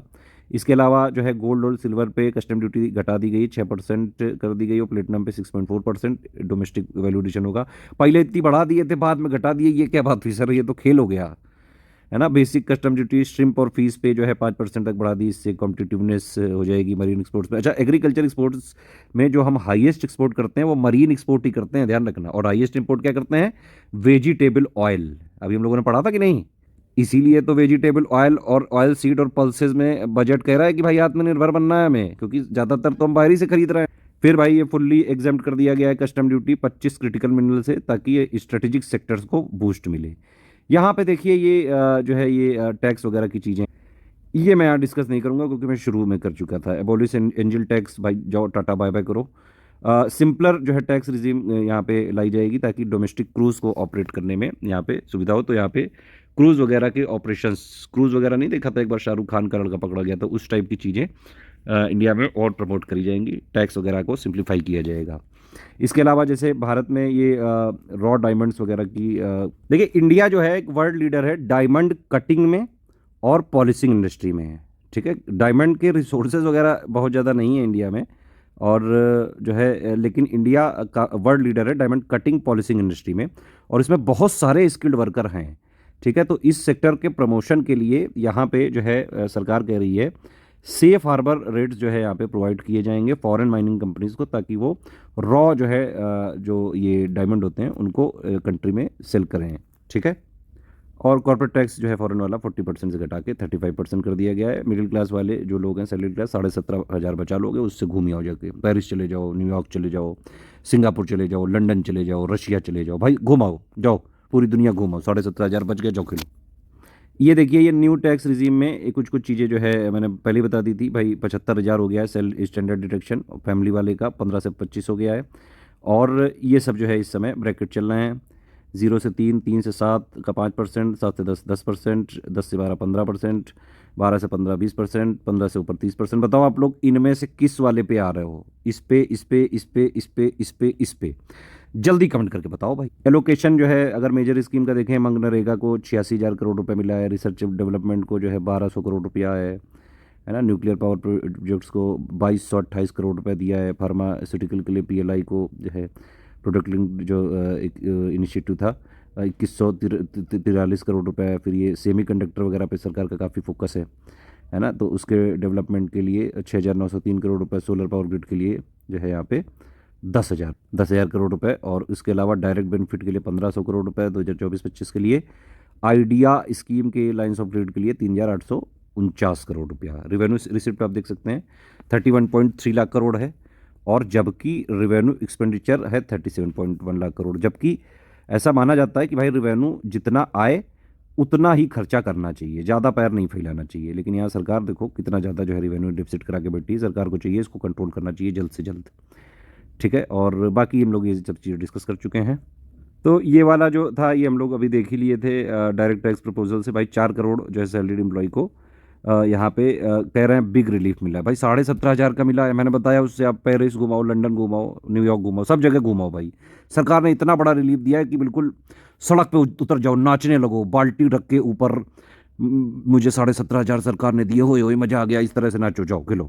सरकार कह रही है कि भाई न्यू वाला जो न्यू इनकम टैक्स रिजीम है उसमें 2/3 लोगों ने अडॉप्ट कर लिया। भाई वो करेगी, आप चेंज नहीं कर रहे हो ओल्ड रिजीम वाले को, है ना। तो लोगों की मजबूरी है। सरकार जो है ऐसे कहती है जैसे कि लोगों ने अपने मन से कर लिया। अब सरकार कोई ऑप्शन ही नहीं देगी, है ना। जैसे अभी आपसे मैंने बताया था ये चीज़ कि short term capital gains tax में सरकार भाई कह रही कि शेयर तू क्यों खरीद रहा है भाई, तू 1 साल के लिए रखेगा तो भी हम लेंगे टैक्स। पहले 15 लेते थे, अब 20% लेंगे। तू 1 साल से ज़्यादा रखेगा तो भी लेंगे, पहले 10 लेते थे परसेंट, अब हम 12.5% लेंगे। तो तूने शेयर क्यों खरीदा? तूने लॉस कमाया, प्रॉफिट कमाया, मतलब नहीं है भाई। अपने को जो है मतलब प्रॉफिट कमाओगे तो पैसा हम लेंगे जरूर। ये सब हम देख चुके हैं। ये कैपिटल गेन टैक्स बार बार नहीं बोलूंगा, नहीं तो आप लोग कंफ्यूज हो जाओगे। कई 5% टीडीएस को कई जगह 2% कर दिया है, थोड़ा देख लो। एग्जाम्पशन लिमिट 1 लाख से बढ़ा के 1.25 लाख कर दी है। कस्टम ड्यूटी देखो गोल्ड सिल्वर ये सब जो है घटा दी है। और अभी मैंने बताया यार ये सब। अच्छा, एसटीटी जो है सिक्योरिटी ट्रांजेक्शन टैक्स, ये जो है बढ़ा दिया गया है। मतलब पहले क्या था कि sale of option in security अगर आप करते थे तो 0.0625% लगता था, अब वो लगेगा 0.1% ऑफ द ऑप्शन प्रीमियम। और अगर आप फ्यूचर का सेल करते हैं सिक्योरिटी में तो 0.0125% लगता था, अब 0.02% लगेगा। भाई ना एफएनओ खेलने देगी सरकार, ना शेयर खेलने देगी, ना ट्रेडिंग करने देगी, ना प्रॉपर्टी वगैरह में करोगे तो वहाँ इंडेक्सेशन बेनिफिट हटा दिया है। सरकार चाहती क्या है? सरकार कह रही है कि भाई पूरा पैसा आप एफडी में डालो, गवर्नमेंट बॉन्ड में लगाओ, है ना। सोशल सिक्योरिटी बेनिफिट्स के लिए जो है ये एनपीएस वगैरह के बेनिफिट के लिए अब ये पहले 10% कटता था सैलरी का, अब 14% जो है कह रहे हैं कर देंगे। बेसिक कस्टम ड्यूटी जो है ब्रूड स्टॉक और क्या क्या चीज़ें लिखी है, ब्रूड स्टॉक, पॉलीकीट, वॉर्म्स, श्रिम्प वगैरह के लिए जो है ये घटा के 5% कर दी गई है basic custom duty. Methylene diphenyl di isocyanate, इसके मैन्युफैक्चरिंग के लिए भाई इसको 7.5 से घटा के 5% कर दिया। इतना कठिन टर्म है, इसको यार हटा दो सर, ये मत लिखा करो, ये बोलते नहीं बनता है। कैंसर पेशेंट के लिए जो है 3 मेडिसिन से बेसिक कस्टम ड्यूटी हटा दी गई है। 25 एसेंशियल मिनरल से बेसिक कस्टम ड्यूटी जो है एग्जेम्प्ट कर दी गई है, हटा दी गई है, रिड्यूस कर दी गई है मतलब कुल मिला के। फिर ये मंत्रालयवार सबसे ज़्यादा भाई डिफेंस मिनिस्ट्री को मिला है ना, तो ये है नंबर 2 पे सड़क वाला है, और 1-2 याद रखो, मेरे हिसाब से इतना काफ़ी है। रेलवे को कितना मिला है बजट? 2.5 लाख करोड़ के आसपास, है ना। मिनिस्ट्री ऑफ डिफेंस मैंने बताया 6.21 लाख करोड़ का जो है लगभग $75 बिलियन है, और ये बजट का करीबन 12.9% है, और ये पिछले बजट से 4.79% ज़्यादा है। अब देखिए सरकार क्या करती है, जबकि ये बजट है 2024-25, अपने को कंपेयर करना चाहिए हर चीज़ 2023-24 से, तो सरकार देखती है कि भाई अगर पिछले वाले से कंपेयर करेंगे तो थोड़ा कम निकलता है आंकड़ा, 4.79 थोड़ा ठीक नहीं लग रहा है। ऐसा करो 2022-23 से कंपेयर करो, तो जो भी पिछला डेटा ये लोग देखो कई जगह 2018-19 कहीं 17-18 का ले लिए रेफरेंस, जहाँ पे सबसे वीकेस्ट पॉइंट मिलता है वहाँ से कंपेयर करो। तब अगर आप 22-23 से देखोगे, अरे भाई साहब 18.43%, मतलब बढ़ा है भाई, डिफेंस हमारा बढ़िया है, हमने खूब सारा जो है पैसा लगाया है डिफेंस के ऊपर गुरु। सरकार हमारी जो है देश की सुरक्षा करने के लिए बहुत सजग है।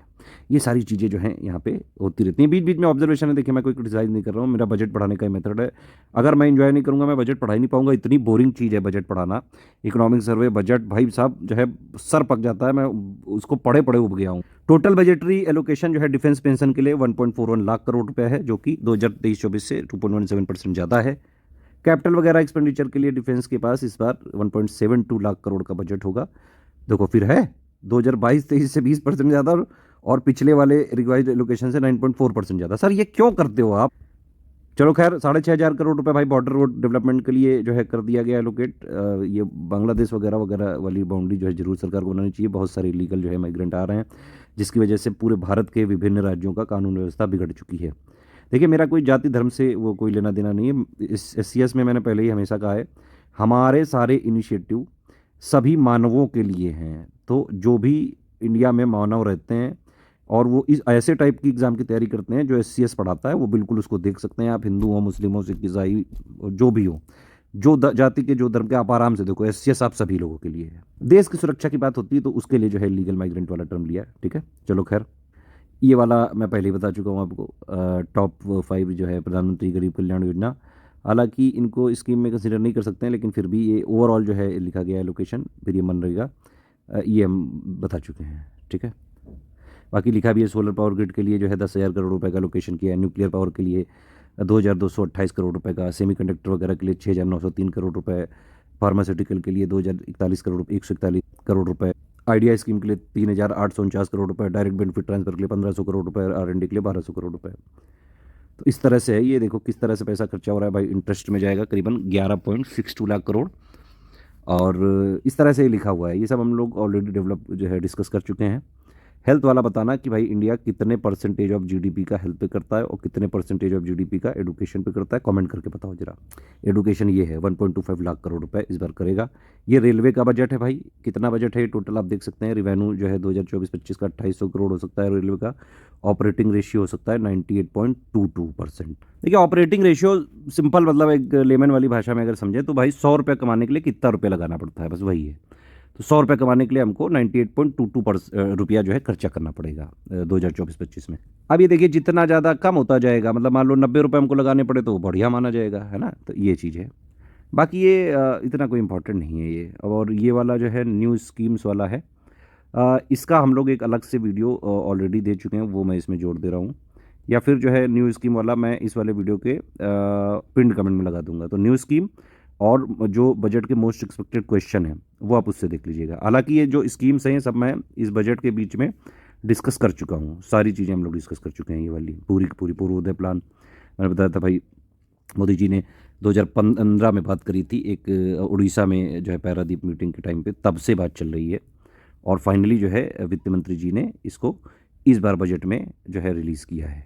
ठीक है, फोकस क्या है? ह्यूमन रिसोर्स डेवलपमेंट, इंफ्रास्ट्रक्चर और economic opportunities in eastern region. 5 state कौन कौन से? बिहार, उड़ीसा, झारखंड, वेस्ट बंगाल और आंध्र प्रदेश। ये जरूर ध्यान रखना।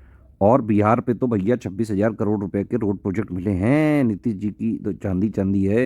वैसे बिहार में एक बात बताइए, मैंने सुना है कि जो भी बिहार में सीएम हुए हैं अभी तक, सारे जो है सब में सबसे मोस्ट जो है इफिशिएंट बोल सकते हैं वो नीतीश कुमार जी ही हैं, क्योंकि लगातार वो बनते भी वही हैं भाई। सरकार किसी मतलब पार्टी कोई भी जीते, सरकार हमेशा वहाँ पे नीतीश कुमार जी बनाते हैं भाई। ऐसा टैलेंटेड, इतना बिरला टैलेंट शायद ही किसी नेता में हो। मोदी जी कह रहे हैं भाई ये पूर्वोदय प्लान से जो है ईस्टर्न रीजन को भी एक मोमेंटम मिलेगा। यहाँ भी जो है इंफ्रास्ट्रक्चर वगैरह आएगा, ह्यूमन रिसोर्स आएगा, एम्प्लॉयमेंट अपॉर्चुनिटीज़ आएंगी, इन्वेस्टमेंट आएगा, खूब सारा जो है एम्प्लॉयमेंट जनरेट हो जाएगा।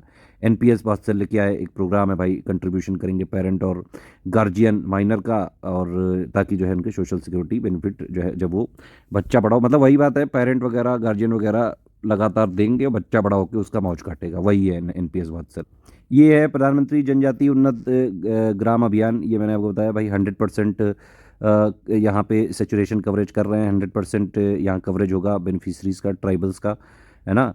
तो सारी स्कीम्स में, और 63,000 जो है विलेज वगैरह कवर किए जाएंगे। 5 करोड़ ट्राइबल्स को यहाँ पे फ़ायदा हो सकता है। ठीक, और इसके लिए बाकायदा बजट का एलोकेशन भी किया गया है। 13,000 करोड़ रुपए का यहाँ पे किया गया है।